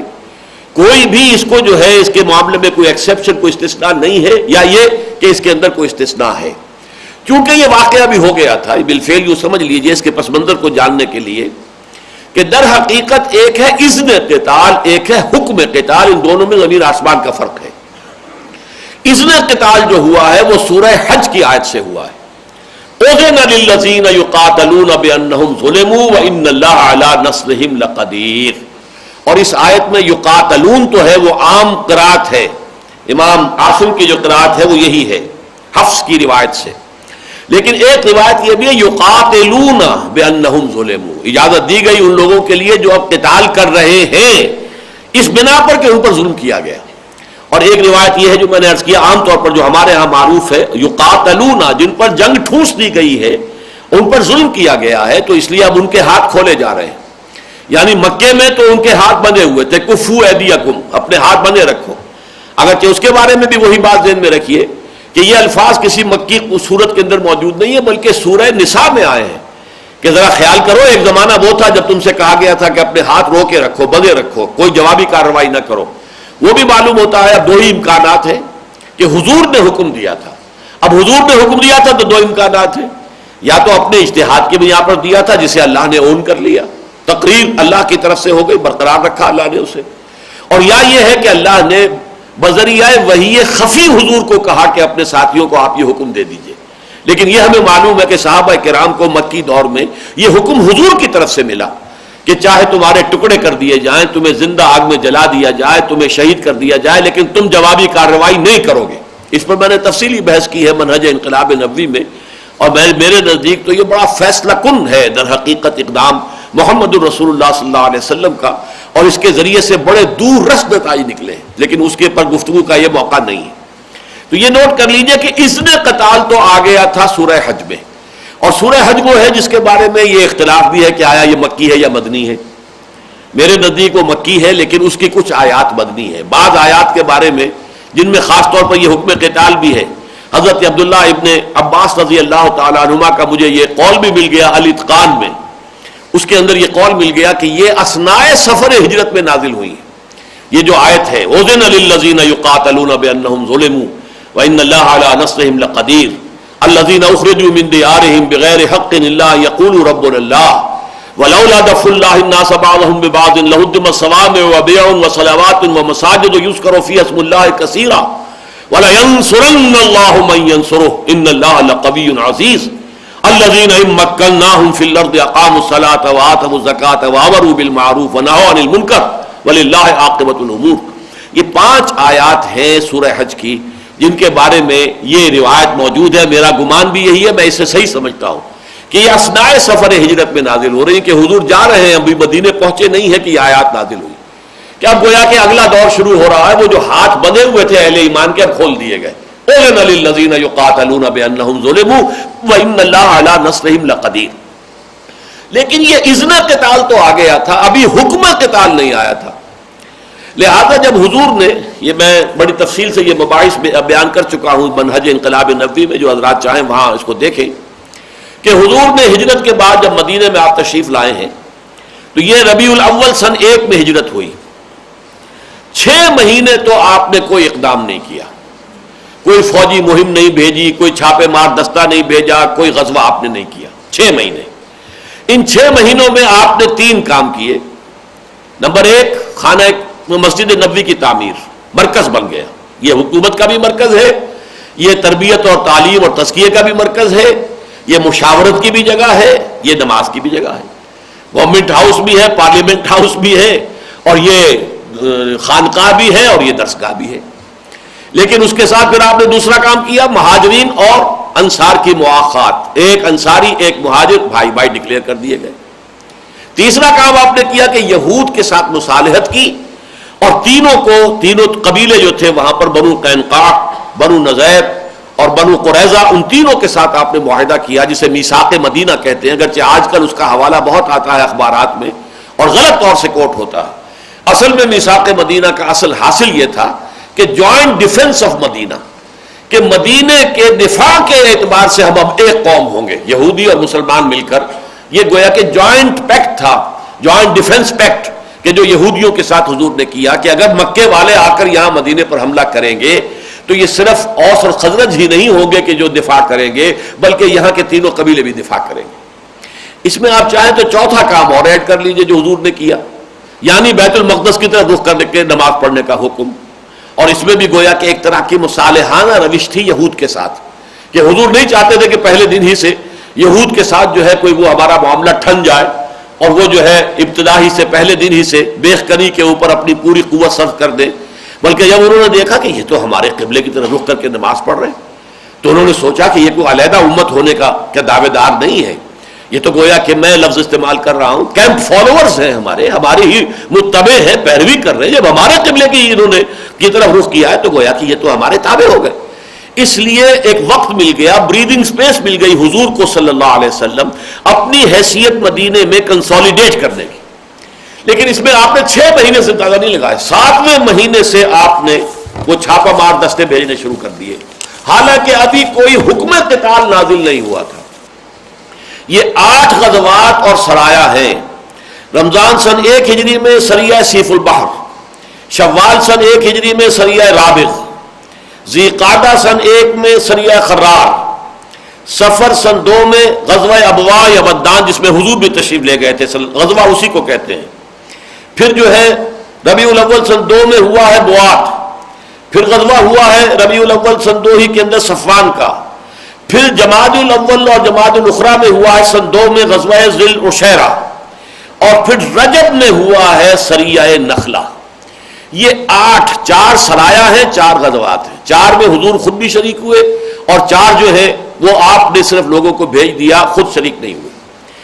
اس وقت اس پر جو ہے وہاں جو ذرا کمزور لوگ تھے مسلمانوں میں سے، جنہیں جانیں پیاری تھی، جس کو ہو جان و دل عزیز، اس کی گلی میں جائے کیوں، وہ گلی میں تو آ گئے. پورا جب قبیلہ جو ہے اوس کا طے کر رہا ہے کہ اب ایمان لانا ہے تو وہ بھی ایمان لے آئے. اب پورے قبیلے کے ساتھ وہ اب کیسے علیحدہ راستہ اختیار کرتے؟ لیکن ایمان ان کے دلوں میں ابھی پوری طرح جاگوزی نہیں ہوا تھا. وہی بات کہ جو بعد میں کہی گئی ہے، جو غزوہ جو یوں سمجھیے کہ فتح مکہ کے بعد جو صورت ہوئی، قالت الاعراب آمنا قل لم تؤمنوا ولكن قولوا اسلمنا ولما يدخل الايمان في قلوبكم. یہ بدو کہہ رہے ہیں کہ ہم ایمان لے آئے، نبی ان سے کہہ دیجئے تم ایمان ہرگز نہیں لائے ہو، بلکہ یوں کہو کہ مسلمان ہو گئے. یہی معاملہ کچھ مسلمانوں کا اس وقت تھا مدینے کے اندر بھی. اب انہوں نے یہ کہنا شروع کیا، اور یہ پھر یہود جو ہیں، خاص طور پر جب تحویل قبلہ ہو گئی تو یہود کے کان بھی کھڑے ہو گئے کہ یہ تو کوئی ایک نئی امت بن رہی ہے جو کہ ہماری حیثیت کو چیلنج کرے گی. تو اب یہود نے ان کو بھڑکانا شروع کیا. اسی وجہ سے یہ تشویش بھی مسلمانوں میں پیدا ہوئی، جو ہم پڑھ چکے ہیں کہ اگر یہ اصل قبلہ جو ہے خانہ کعبہ تھا تو ہم نے 16 مہینے جو نمازیں پڑھی وہ تو گئیں، وہ تو بیکار گئیں، غلط رخ پر پڑھی گئی. اور نماز تو اصل ایمان ہے. تو گویا کہ جو وہاں پر جو دوسرے پارے کے شروع میں جو آیات آئی ہیں، وَمَا كَانَ اللَّهُ لِيُضِيعَ إِيمَانَكُمْ، ان کو اطمینان دلایا گیا کہ یہ نہ سمجھو وہ بھی اللہ کے رسول کے حکم سے تھا، اللہ کے حکم سے تھا، وہ بھی صحیح تھا. وہ نمازیں تم نے پڑھی ہیں تو صحیح پڑھی ہیں. اب اللہ کا حکم یہ ہے ادھر رخ کرو گے تب بھی صحیح ہوگا. لیکن یہ تشویش وہ پیدا کرتے تھے کہ یہ کیسے نبی ہے، کیسے رسول ہے جن کا قبلہ ہی معین نہیں ہے، کبھی شمال کی طرف رخ کر کے نماز پڑھ رہے ہیں، کبھی جنوب کی طرف. تو اس طرح کی جو تشویش پیدا ہوتی تھی، ان میں سے ایک تشویش یہ بھی تھی کہ یہ تو حضور نے خود اپنے طور پر جو ہے، جسے آج ہم اپنی زبان میں کہتے ہیں، میں لفظ آ رہا تھا لیکن میں روک رہا ہوں، حضور کے ذکر میں وہ لفظ استعمال کرنا مناسب نہیں ہے. اللہ کا شکر ہے کہ بر وقت مجھے تنبہ ہو گیا کہ یہ تو خود آپ نے آگے بڑھ کر اقدام کر لیا ہے. ابھی اللہ کی طرف سے تو حکم آیا ہی نہیں، اللہ نے اذن دیا ہے نا. تو اذن کا تو مطلب یہ کہ اگر تمہارے اوپر جنگ کی جائے، چڑھائی کی جائے تو دفاع کے اندر جنگ کرو. اس سے تو نتیجہ صرف یہ نکلتا ہے. لیکن یہ کہ محمد صلی اللہ علیہ وسلم نے تو آگے بڑھ کر خود جو ہے یہ لشکر بھیجنے شروع کر دیے، چھاپا مار دستے بھیجنے شروع کر دیے. اس کا تو حکم آیا ہی نہیں تھا. لہذا اس میں جو چہمے گوئیاں شروع ہوئی ہیں، اس کے جواب میں پھر ایک تو یہ آیات نازل ہوئی ہے جو اس وقت ہم پڑھ رہے ہیں، اور ایک مکمل سورت نازل ہوئی ہے جس کا نام ہی سورہ قتال ہے، سورہ محمد صلی اللہ علیہ وسلم، اور سورہ قتال 26ویں پارے میں. چنانچہ وہاں پر تو باقاعدہ ذکر یہ کیا گیا ہے کہ ان میں سے کچھ لوگوں نے کہا یہ وَيَقُولُ الَّذِينَ آمَنُوا لَوْلَا نُزِّلَتْ سُورَةٌ، کچھ اہل ایمان ایسے بھی ہیں جو کہہ رہے ہیں کہ کوئی سورت کیوں نازل نہیں ہوئی، قرآن کے اندر کوئی حکم تو ابھی قتال کا آیا نہیں ہے، اور یہ حضور نے پہلے ہی جو اقدام شروع کر دیا ہے. یہ تو خام خواہ جو ہے آ بیل مجھے مار، یہ تو گویا کہ خود جو ہے کیوں نہ ہم امن کے ساتھ، جیسے آج بھی کوئی سوچ سکتا ہے صرف تبلیغ سے کام بن سکتا ہے. اگر گوٹ دے کر کسی کو مارا جا سکتا ہو تو زہر دینے کی ضرورت کیا ہے؟ صرف تبلیغ کرو، صرف دعوت و تبلیغ کے ذریعے سے انقلاب برپا کر دو. یہ تلوار ہاتھ میں لینا اور تصادم کی بات کرنا، یہ تو دنیا جو ہے اس کو پسند نہیں کرتی، اور گویا کہ طبیعت انسانی بھی اس سے ابا کرتی ہے. اور جن کو جان پیاری ہو، ظاہر بات ہے کہ وہ تو اس سے بہت ہی فرار کا راستہ اختیار کریں گے. تو یقول الذین آمنوا لولا نزلت سورۃ، سورت کیوں نازل نہیں ہوئی؟ فاذا انزلت سورۃ محکمۃ، تو پھر جب وہ سورہ محکمہ نازل کر دی گئی، وذکر فیہا القتال، اور اس میں قتال کا حکم آ گیا. رأیت الذین فی قلوبہم مرض، تو اب اے نبی آپ دیکھتے ہیں ان لوگوں کے جن کو دلوں کے اندر کے روگ ہے، بیماری ہے، ضعف ایمان ہے. ینظرون الیک نظر المغشی علیہ من الموت، وہ آپ کو ایسے دیکھ رہے ہیں کہ جیسے وہ شخص دیکھا کرتا ہے کہ جس پر موت کی غشی طاری ہوتی ہے. موت کی غشی میں جیسے ڈیلے پھرتے ہیں انسان کے، ایسے ہی اس خوف کی وجہ سے ان کے اندر اب جنگ میں جانا پڑے گا. اب تو اللہ کی طرف سے بھی حکم آ گیا، اب تو ہمارے پاس کوئی جائے فرار نہیں رہی، اب ہم کوئی اعتراض کرنے کی پوزیشن میں نہیں رہے. فَأَوْلَىٰ لَهُمْ، تو ایسے لوگوں کے لیے ہلاکت ہے اور بربادی ہے. ایسے ہی لوگوں کا ذکر آگے آ جائے گا اسی سورہ مبارکہ میں. یہ آیت نمبر 216 ہے اسی سورہ مبارکہ کی. كُتِبَ عَلَيْكُمُ الْقِتَالُ وَهُوَ كُرْهٌ لَكُمْ، اے مسلمانوں تم پر اب قتال فرض کر دیا گیا اور یہ تمہیں بڑا گواہ گزر رہا ہے، اچھا نہیں لگ رہا، ناگوار محسوس ہو رہا ہے. وَعَسَىٰ أَن تَكْرَهُوا شَيْئًا وَهُوَ خَيْرٌ لَكُمْ، اور ہو سکتا ہے کہ تم کسی چیز کو ناپسند کرو ذرا حالانکہ اسی میں تمہارے لیے خیر ہو. وَعَسَىٰ أَن تُحِبُّوا شَيْئًا وَهُوَ شَرٌّ لَكُمْ وَاللَّهُ يَعْلَمُ وَأَنتُمْ لَا تَعْلَمُونَ، اور ہو سکتا ہے کہ تم کسی شے کو پسند کرو حالانکہ اس میں شر ہو، اللہ جانتا ہے تم نہیں جانتے. تو یہ ہے اصل میں پس منظر ان آیات کا کہ جب حضور صلی اللہ علیہ وسلم نے اقدام کا آغاز کیا، اور یہ اقدام آپ کی طرف سے ہوا ہے، کوئی فوجی کارروائی مکے والوں کی طرف سے شروع نہیں ہوئی. یہ ٹھیک ہے، ایک اعتبار سے ہم کہہ سکتے ہیں کہ جنگ کا آغاز انہوں نے کیا، ہاسٹیلیٹیز کا آغاز انہوں نے کیا، مسلمانوں کو پرسیکیوٹ کرتے رہے، ان میں سے بعض کو شہید بھی کر دیا، ہلاک کر دیا، کتنوں کو قید میں رکھا، پھر گھروں سے نکلنے پہ مجبور کر دیا. الذین اخرجوا من دیارہم بغیر حق الا یقولوا ربنا اللہ، یہ سب لوگ جو ہیں اپنا گھر بار چھوڑنے پر کیوں مجبور ہوئے؟ اس لیے کہ وہ یہ کہتے تھے کہ ہمارا رب اللہ ہے، صرف اس جرم کی پاداش میں. تو گویا کہ اس اعتبار سے تو کہا جا سکتا ہے کہ ہاسٹیلیٹیز کا آغاز جو ہے کفار کی طرف سے ہوا، لیکن باقاعدہ جسے کہا جائے آرمڈ کانفلکٹ، کوئی مسلح مہم، کوئی حملہ، یہ قریش کی طرف سے نہیں ہوا ہے، بلکہ اس میں جو آغاز ہوا ہے وہ محمد الرسول اللہ صلی اللہ علیہ وسلم نے خود فرمایا ہے. اس لیے کہ اصل میں تو آپ کو اللہ نے بھیجا تھا، اس لیے کہ آپ کی بعثت اس لیے ہوئی تھی کہ اللہ کے دین کو غالب کریں. تو غلبہ دین کی جد و جہد میں اس مرحلے کا آنا ناگزیر ہے. جیسے ہی اللہ نے اس کے لیے حالات سازگار فرما دیے، مدینے کے اندر بیس عطا کر دیا اور آپ نے انٹرنلی اپنی پوزیشن کو پوری طرح کنسالیڈیٹ بھی کر لیا، آپ نے آفینسو کا آغاز کر دیا. چنانچہ ایک سال میں 6 مہینے سے 7 مہینے سے پہلی مہم ہے، اور یوں سمجھیے کہ 18 مہینے کے بعد رمضان سن 2 ہجری میں غزوہ بدر ہو گیا ہے. تو یہ ہے پس منظر. اب پڑھیے ان آیات کو. یسألونک عن الاہلہ، اے نبی یہ آپ سے ان مہینوں کے بارے میں پوچھ رہے ہیں، اشہر حرم کے بارے میں. میں اس تیسری رائے کو زیادہ وقی سمجھتے ہوئے اب اس کے مطابق ترجمہ میں نے کیا ہے. قل ہی مواقیت للناس والحج، کہہ دیجئے مواقیت میقات کی جمع ہے. میقات وقت سے بنا، میقات مفعال کے وزن پر. تو یہ در حقیقت کسی وقت معین، لیکن اس کے ساتھ ہی جیسے ظرف زمان کے ساتھ ظرف مکان بھی آ جاتا ہے، تو کسی مقام معین کے لیے بھی آ جاتا ہے. یہ میقات کا لفظ آتا ہے حج کے لیے. یہ میقات ہے، یعنی یہاں سے اب آگے حاجی نہیں جائے گا بغیر احرام باندھے ہوئے.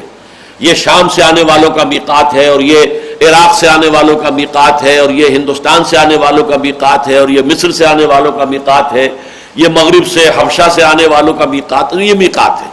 لیکن یہاں پر میقات مراد ہو رہی ہے اوقات جو لوگوں کے لیے معین کیے گئے ہیں، کہ اس میں جو مہینے ہیں اشہر حرم وہ لوگوں کے فائدے کے لیے ہیں.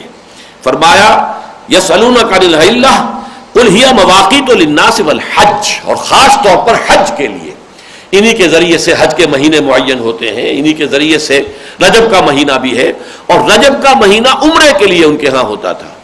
اور جو آخری سریہ حضور نے بھیجا ہے، کہ جو عبداللہ ابن جہش رضی اللہ تعالیٰ عنہ کی سرکردگی میں نخلا میں بھیجا ہے، تو اس میں غلطی سے ایسا ہوا ہے کہ اس میں رجب کا چاند نظر آ چکا تھا، جبکہ ایک مسلمانوں کے ہاتھ سے ایک کافر قتل ہو گیا. تو بڑا شور اور غل ہو گیا کہ یہ مسلمانوں کو دیکھو، انہوں نے تو اشہر حرم کی حرمت کو بھی بٹا لگا دیا. تو اس حوالے سے یہ معاملہ خاص طور پر میں نے آپ کو بتا دیا کہ یہ جو آگے سوال جواب آ رہے ہیں در حقیقت ان کا پس منظر یہ ہے. فرمایا وَلَيْسَ الْبِرُّ بِأَن تَأْتُوا الْبُيُوتَ مِن ظُهُورِهَا وَلَكِنَّ الْبِرَّ مَنِ اتَّقَىٰ، اور یہ کوئی نیکی کی بات نہیں ہے کہ تم گھروں میں داخل ہو ان کے پچھواڑوں سے، بلکہ نیکی تو اس کی ہوتی ہے کہ جس میں تقوی ہو. اب یہاں وہ پوری آیہ بر سمجھ لیجئے کہ لکھی ہوئی ہے وَلَكِنَّ الْبِرَّ مَنِ اتَّقَىٰ.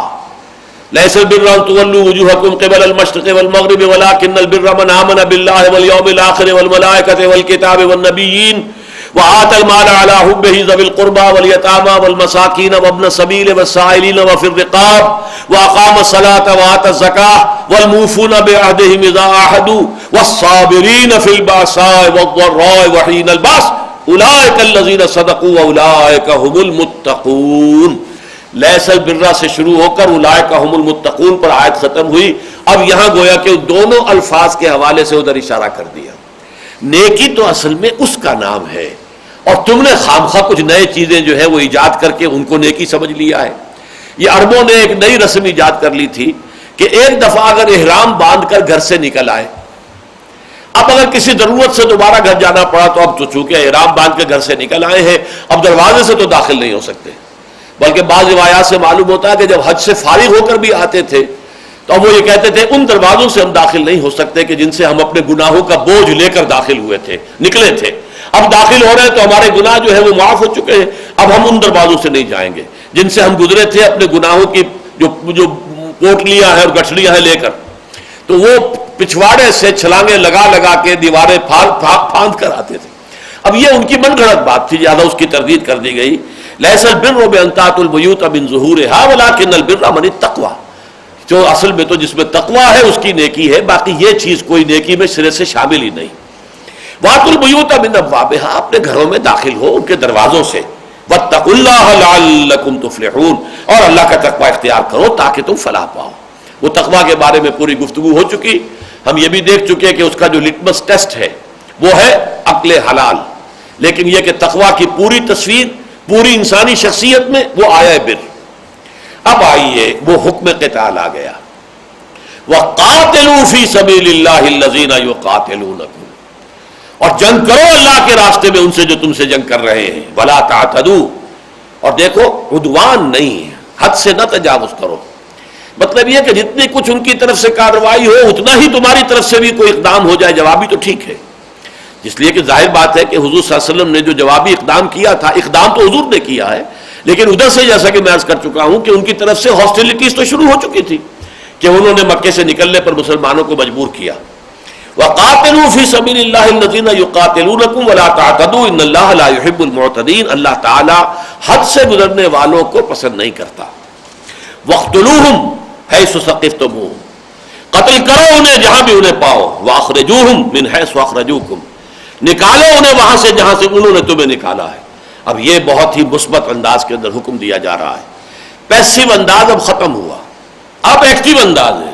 اب سامنے آؤ، اینٹ کا جواب پتھر سے دو. جہاں سے انہوں نے تمہیں نکالا تم انہیں وہاں سے نکالو. وہاں رہنے کے حقدار وہ نہیں ہے، جیسے کہ سورہ توبہ میں آیت آئی ہے کہ اللہ تعالیٰ کے مسجدوں کے متولی تو وہی ہو سکتے ہیں جو اللہ پر ایمان رکھتے ہیں اور توحید کے اوپر کاربند ہو. ان لوگوں کا کوئی حق نہیں ہے کہ متولی بن کر بیٹھے ہوئے ہیں جبکہ وہ مشرکین ہیں. انہوں نے تو اصل میں حرمت کو بٹا لگا دیا ہے. تو فرمایا وَأَخْرِجُوهُمْ مِنْ حَيْثُ أَخْرَجُوكُمْ وَالْفِتْنَةُ أَشَدُّ مِنَ الْقَتْلِ، اور فتنہ جو ہے وہ قتل سے زیادہ شدید شے ہے. یہاں لفظ فتنہ کو سمجھ لیجئے اس لیے کہ اگلی آیت میں پھر آئے گا. یہ فتنہ کہتے ہیں آزمائش کو، جیسے کہ کسوٹی کے اوپر آپ گھس کر دیکھتے ہیں کہ سونا یہ خالص ہے یا اس میں کوئی ملاوٹ ہے، وہ فتنہ ہے. تو اہل ایمان کے لیے جو حالات پرسیکیوشن کے ہیں وہ فتنہ ہے. یعنی جہاں کے ایمان پر کاربند رہنا مشکل ہو جائے، جہاں توحید کا اعلان کرنا مشکل ہو جائے، جہاں اللہ کی عبادت کرنے پر تکلیفیں آتی ہوں، مصیبت آتی ہو، وہ پورا ماحول جو ہے وہ فتنہ ہے. اور اس سے آگے بڑھ کر اس کا مفہوم یہ ہے کہ چونکہ یہ زمین اللہ کی ہے، الارض للہ ان الارض للہ، یہاں پر اس کا حکم چلنا چاہیے. اس کے حکم کی بجائے جس کا حکم چل رہا ہے، چاہے پورا نظم ہے، پورا لا اینڈ آرڈر ہے، کہیں کوئی جرائم نہیں ہے، کہیں کوئی اندیشے نہیں ہے، جیسے کہ ڈاکوؤں کا کوئی اڈا ہے اور وہاں پر انٹرنلی پورا امن ہے، لیکن ہے تو ڈاکوؤں کا اڈا، وہ تو وہاں پہ ڈاکو بستے ہیں. اسی طریقے سے چاہے بظاہر امن ہے، کوئی پرسیکیوشن نہیں ہے، لیکن جہاں غیر اللہ کی حکومت ہے وہ فتنہ ہے، وہ فساد ہے، وہ اللہ کے خلاف بغاوت ہے. چنانچہ وہ آگے آیت کے اندر یہی مفہوم اس کا آئے گا. تو فرمایا یہ والفتنۃ اشد من القتل، یہ پس منظر میں وہی لوگ ہیں جو کہتے تھے آخر جنگ کی کیا ضرورت ہے، کہ یہ خامخواہ کی چھیڑ چھاڑ ہم نے شروع کر دی ہے، یہ خامخواہ ان کے ساتھ جو ہے قریش کے ساتھ ہم جنگ مول لینے کے درپے ہو گئے ہیں، کیا ضرورت ہے؟ ہمیں تو دعوت اور تبلیغ کے ذریعے سے بات پہنچانی چاہیے. وما علینا الا البلاغ، ہمارے اوپر تو ذمہ داری بھی سوائے پہنچانے کے اور کچھ نہیں ہے. تو یہ سورہ قتال جو ہے، سورہ محمد کا دوسرا نام سورہ قتال بھی ہے صلی اللہ علیہ وسلم. اس میں یہ بات کہی گئی ہے کہ اے مسلمانوں، اب امن اور صلح جوئی کی طرف نہ جاؤ. اب وہ مرحلہ شروع ہو چکا ہے اقدام کا، کہ اب تو کفر اور شرک کے خلاف تمہیں اقدام کرنا ہے، آفینسو لینا ہے. لہذا اب یہ صلح پسندی اور صلح جوئی اور صلح کل انداز جو ہے یہ صحیح نہیں ہے. یہ جب سورہ قتال ہم پڑھیں گے تو پورے مضامین تفصیل سے آئیں گے. تو یہ انہی کو کہا جا رہا ہے والفتنۃ اشد من القتل. تم صرف انسانی جان لینے کو سمجھتے ہو کہ بہت بڑا کام ہو گیا. اگر اللہ تعالیٰ پر ایمان کے حوالے سے کسی شخص کو پریشان کیا جا رہا ہے تو تمہارے نزدیک وہ معمولی بات ہے.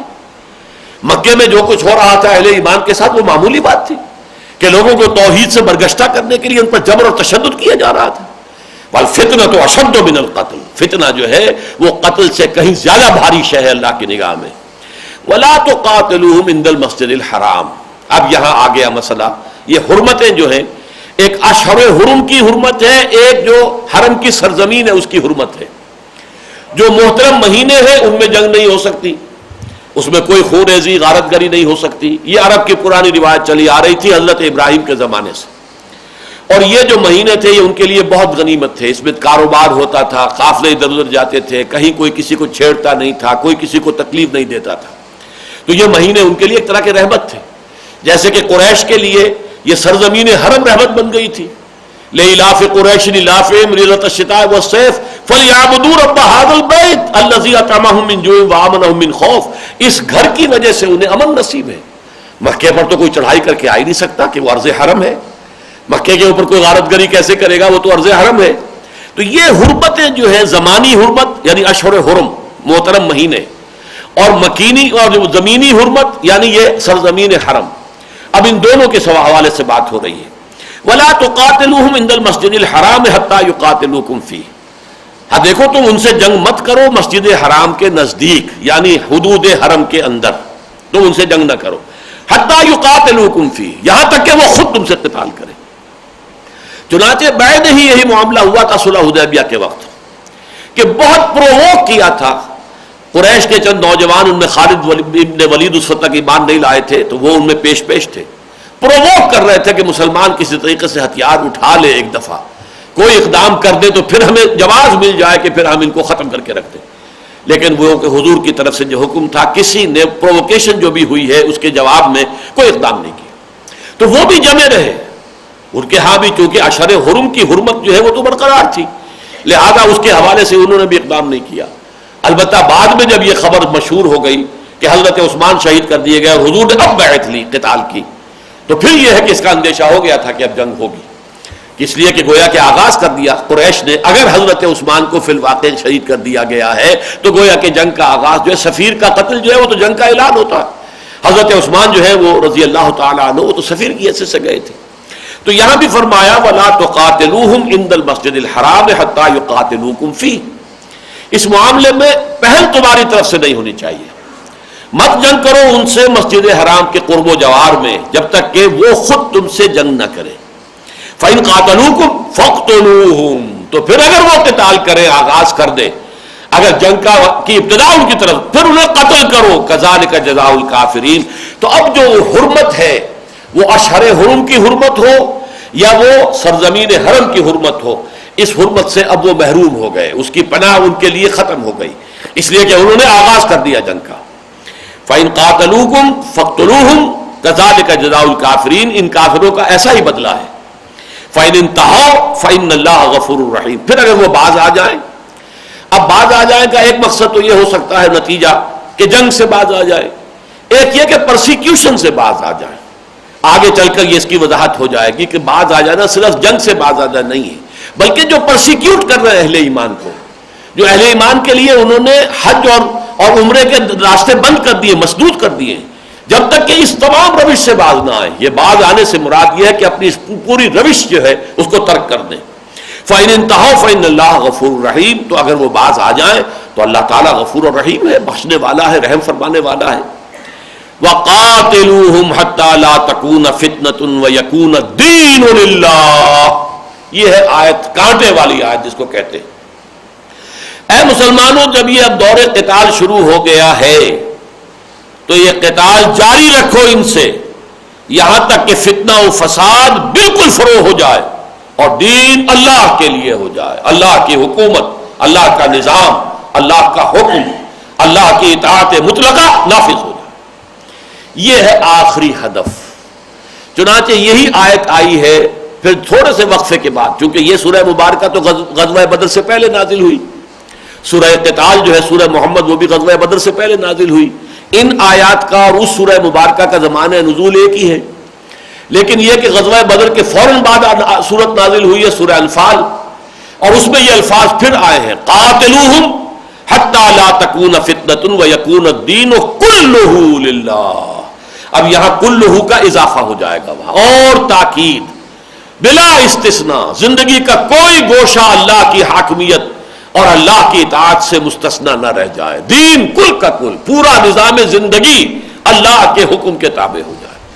اس وقت تک، جسے ہم آج کی اصطلاح میں کہیں گے، جب تک کہ اسلامی انقلاب کی تکمیل نہ ہو جائے، جب تک کہ پورا نظام خلافت قائم نہ ہو جائے، جب تک کہ اللہ کی حاکمیت پورے طور پر نافذ نہ ہو جائے، جب تک کہ اللہ کے قانون کی پوری تنفیذ نہ ہو جائے، اس وقت تک یہ قتال اب جاری رہے گا. قاتلوہم حتی لا تکون فتنۃ ویکون الدین للہ فإن انتہوا.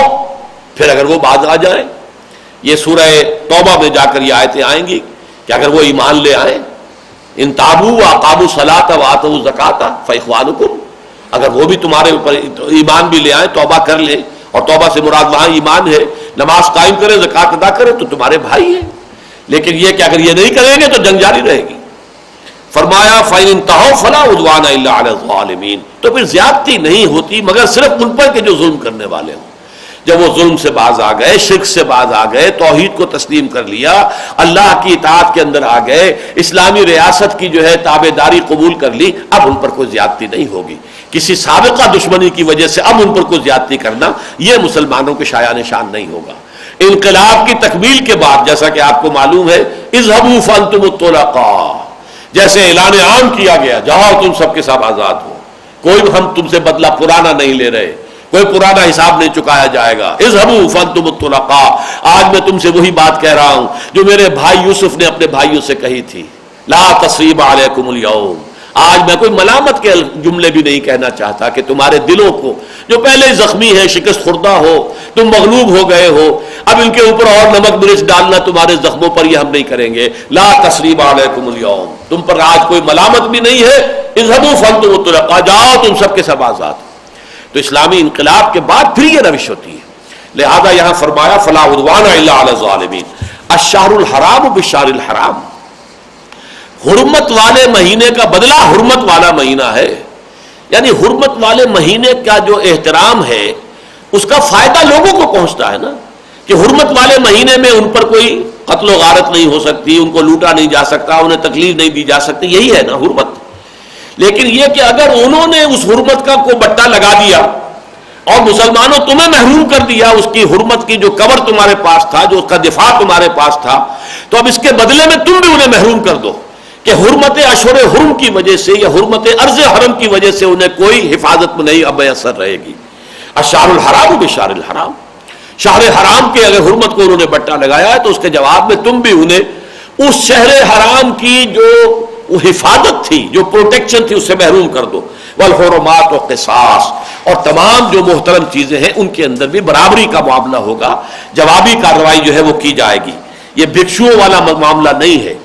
ایک دور تھا، وہ دور جو ہے انقلابی جو عمل ہے، پروسیس ہے، اس کے اعتبار سے بہت اہم تھا.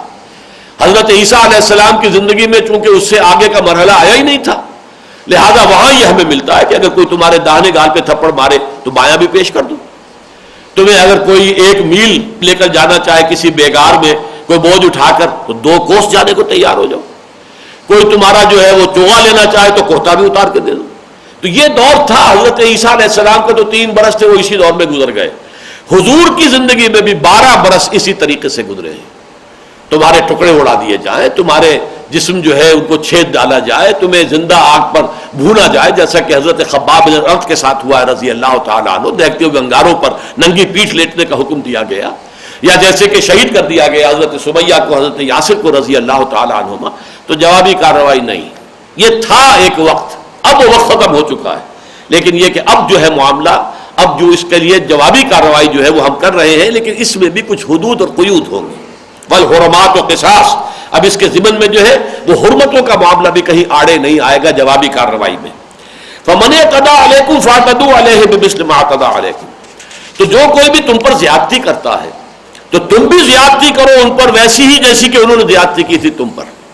اب اس میں بھی یہ وضاحت کی ہے مفسرین نے، اور بہت صحیح بات کہی ہے کہ اگرچہ لفظ تو اعتداء کا آیا کہ تم بھی زیادتی کرو، لیکن یہ زیادتی ہے نہیں۔ جب جواب میں قصاص میں کارروائی ہوتی تو وہ زیادتی شمار نہیں ہوتی۔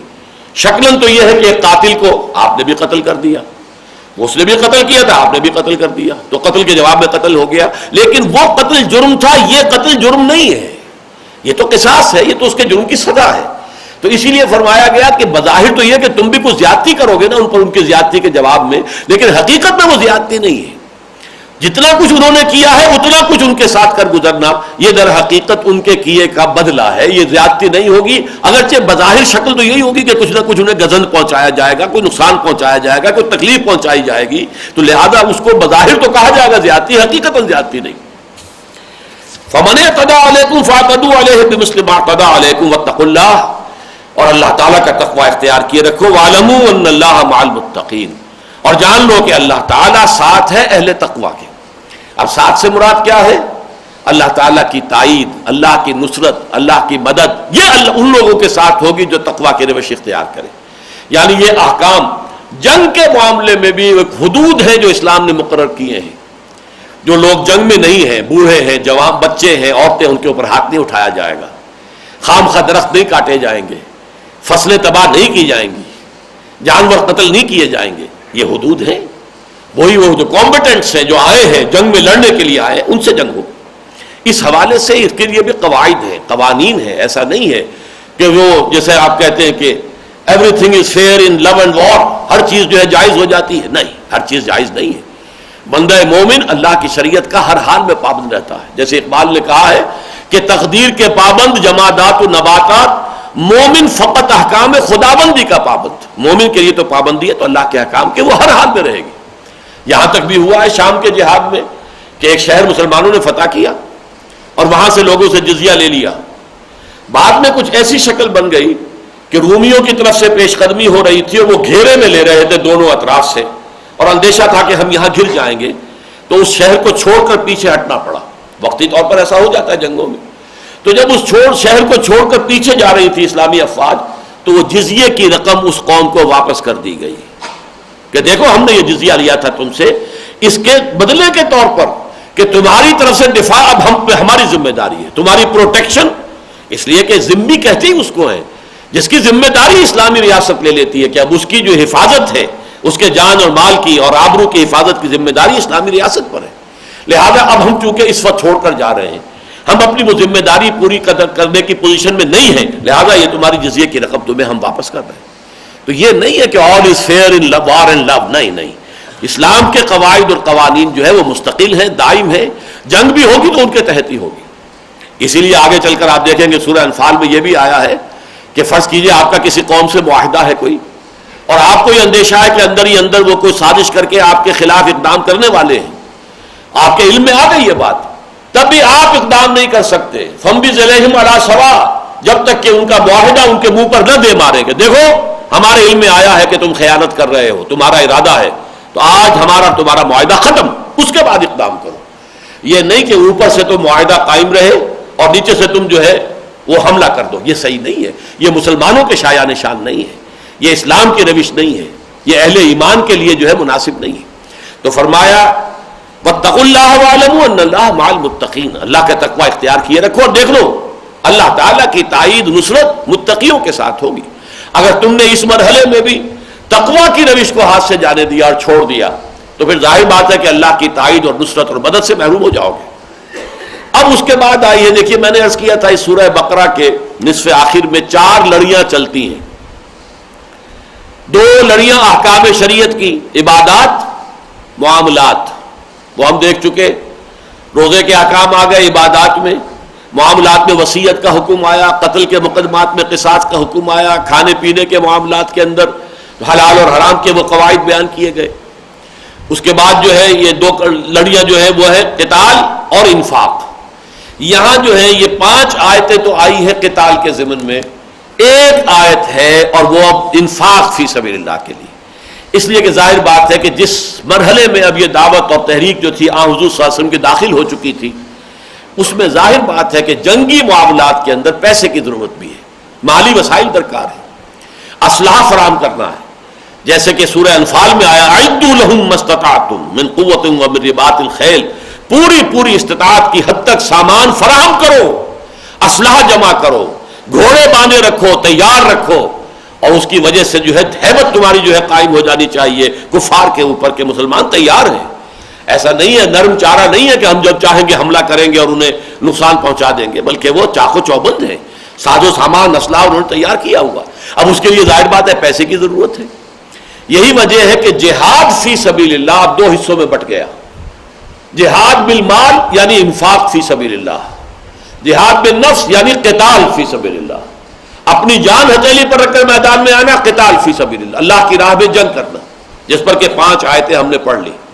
بڑے اہتمام کے ساتھ جو ہے حکم قتال آ گیا. اذن قتال میں عرض کر چکا ہوں، سورہ حج کی آیت میں آ گیا تھا اذن للذین یقاتلون بانہم ظلموا وان اللہ علی نصرہم لقدیر. اس موضوع پر مجھے یاد آیا تھا کہ میں نے ایک بڑی مفصل تقریر کی تھی. یہ 11/7/93 یعنی 7 برس سب اس کو ہونے کو آ رہے ہیں، 6.25 برس ہو گئے کہ اذن قتال سے حکم قتال تک. یہ ایک مرحلہ ہے بہت اہم سیرت النبی کا صلی اللہ علیہ وسلم، کہ یہ کس طرح درجہ بدرجہ جو ہے یہ قتال کا حکم آیا ہے. پہلے صرف ہاتھ کھول دیے گئے، اذن دے دیا گیا، پھر حکم دیا گیا، پھر اس کی فرضیت ہوئی ہے کتب علیکم القتال، اب تم پر قتال فرض کر دیا گیا.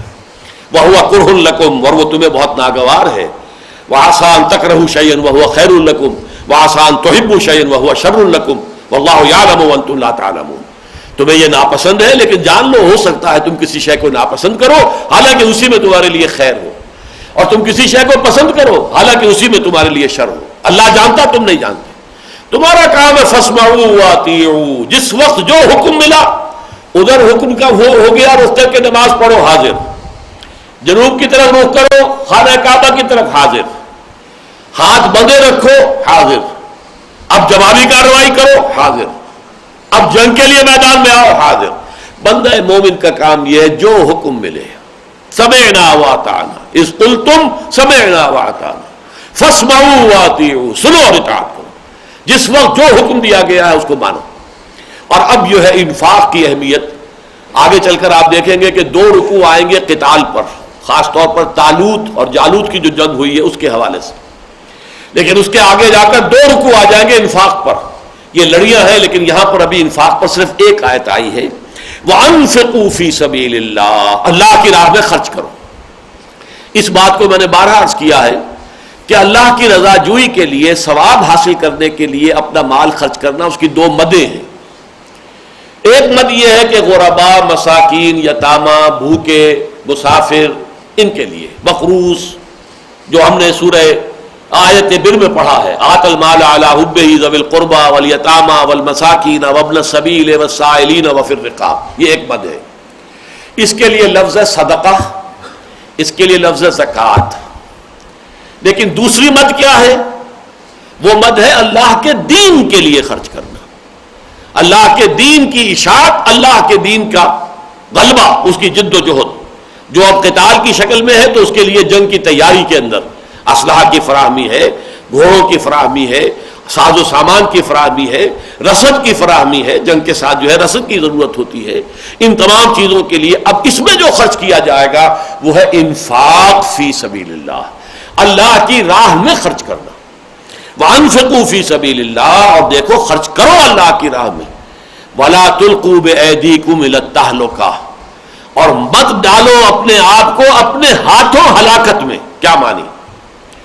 تمہارے پاس مال ہے اور تم اللہ کی راہ میں خرچ نہ کرو، اللہ کہہ رہا ہو من ذا الذی یقرض اللہ قرضا حسنا، کون ہے وہ جو اللہ کو قرض حسنا دے، اور تمہارے ہاتھ نہ اپنی جیبوں کی طرف بڑھے نہ اپنی تجوریوں کی طرف نہ بڑھے، تو گویا کہ تم اپنے آپ کو ہلاکت میں ڈال رہے ہو اپنے ہاتھوں۔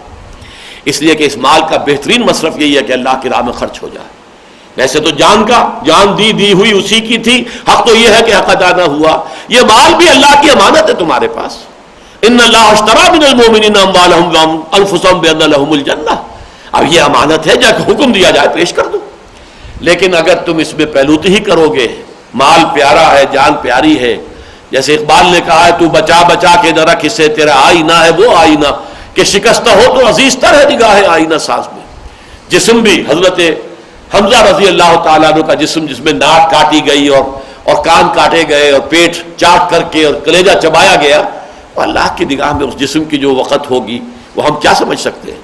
یہ شکستہ آئینہ جو ہے، ٹوٹا ہوا آئینہ جسم حمزہ رضی اللہ تعالیٰ عنہ ٹوٹا ہوا ہے، چکنا چور ہے، لیکن یہ اللہ کی نگاہ میں زیادہ پیارا ہے۔ شکستہ ہو تو عزیز تر ہے نگاہ آئینہ ساز میں۔ اس بدن کو بنانے والا تو اللہ ہے نا، وہی اس کا خالق ہے۔ اس کی راہ میں اگر اس کو کاٹ پھیٹ دیا گیا، اس کو جو ہے اس کو حصے بکھرے کر دیے گئے تو اللہ کو بہت پیارا ہے۔ تو اسی طریقے سے وَأَنفِقُوا فِي سَبِيلِ اللَّهِ، اللہ کی راہ میں خرچ کرو، لگاؤ، دو۔ وَلَا تُلْقُوا بِأَيْدِيكُمْ إِلَى التَّهْلُكَةِ، اور اپنے آپ کو اپنے ہاتھوں ہلاکت میں مت ڈالو۔ یعنی اگر تم بخل سے کام لوگے، وَمَن يَبْخَلْ فَإِنَّمَا يَبْخَلُ عَن نَفْسِهِ، جو بخل کرے گا وہ اپنے آپ سے بخل کر رہا ہے کہ اللہ کے اجر و ثواب سے اپنے آپ کو محروم کر رہا ہے، اور اللہ کی طرف سے گرفت اور اللہ کی تعالیٰ کی طرف سے پکڑ کا اپنے آپ کو مستحق بنا رہا ہے۔ تو سارا اس نے خیانت تو اپنے نفس کے ساتھ کی، پھر برائی تو اپنے نفس کے ساتھ کی، اپنے لیے اپنے مستقبل کو برباد کر رہا ہے۔ وَأَحْسِنُوا، احسان کی روش اختیار کرو۔ ایک تو اس کا اگر یہیں پر جوڑ کر مفہوم لیا جائے تو یہ ہے کہ یہ صدقہ جو دو بڑے عمدہ طریقے پر دو۔ ایک جیسا کہ ہم پڑھ چکے آیا بر کے ضمن میں بھی، جو چوتھے پارے کی پہلی آیت آگے چل کر آئے گی کہ تم نہیں پہنچ سکو گے بر کے مقام کو جب تک کہ حتیٰ تنفقوا مما تحبون، لن تنالوا البر حتیٰ تنفقوا مما تحبون، بہترین مال اللہ کی راہ میں دو۔ یہ نہیں کہ جو اذکار رفتہ ہو، خراب ہو گیا ہو، ردی ہے، بوسیدہ ہے، وہ اللہ کی راہ میں دے دیا جائے، نہیں، بہترین محبوب ترین مال اللہ کی راہ میں دو، یہ احسان ہوگا۔ یعنی انفاق کا بھی احسان، احسان کے معنی کسی کام کو کرنا تو نہایت خوبصورتی سے کرنا، عمدگی سے کرنا، جیسے کہ فرمایا گیا ہے اذا ذبحتم فاحسنوا الذبح واذا قتلتم فاحسنوا القتلہ، جب تم ذبح کرو جانور کو تو خوبصورتی کے ساتھ، عمدگی کے ساتھ۔ یعنی آپ کی چھری کھنڈی ہے، پھیرے جا رہے ہیں، اس جانور کی جان پر بنی ہوئی ہے، لیکن وہ گردن کٹ ہی نہیں رہی ہے، بلکہ چھری کو تیز کرو تاکہ بس ایک دفعہ پھیرا ہے اور اس کی جو ہے اس کی خون نکل پڑا ہے۔ اسی طریقے سے کسی کو قتل کرنا ہے تو وہ بھی یہ نہیں کہ آپ اس کو اس طرح کی اذیتیں دیں، البتہ یہ ہو سکتا ہے کسی خاص معاملے میں اذیت دی جائے، جیسا کہ ہمارے یہاں مقدمہ ایک چلا ہے وہ جاوید اقبال کا کہ اس کو سزا کیسے دی جانی چاہیے، آیا وہ صحیح سزا ہے یا نہیں، لیکن یہ کہ اس کا ثبوت ہے حدیث نبوی سے کہ جس طور سے قاتل قتل کر رہا ہو اسی طور سے اس کو قتل کیا جائے۔ بہرحال وہ ایک علیحدہ بات ہے، لیکن یہ کہ احسان کہتے ہیں جو کام بھی آپ کر رہے ہیں اسے عمدگی اور خوبصورتی کے ساتھ کریں۔ اسلام کا احسان یہ ہے کہ آپ اسلام پر عمل کر رہے ہیں خوبصورتی سے، جس کو کہا گیا ہے الذین یستمعون القول فیتبعون ما احسنہ، جو بات سنتے ہیں اور بہترین جو اس کی روش ہے اس کو اختیار کرتے ہیں، بہترین سطح پر چلتے ہیں۔ تو تم بھی احسان کی روش اختیار کرو۔ ایک تو یہ کہ اپنے اس انفاق میں احسان کی روش، اور ایک یہ ہے کہ پورے اپنے دین کے اندر احسان کے مقام تک پہنچ جاؤ۔ ان اللہ یحب المحسنین، اس لیے کہ اللہ تعالی محبت کرتا ہے محسنین سے جو درجہ احسان کو پہنچ جاتے ہیں۔ بارک اللہ لی ولکم فی القرآن العظیم ونفعنی وإیاکم بالآیات والذکر الحکیم۔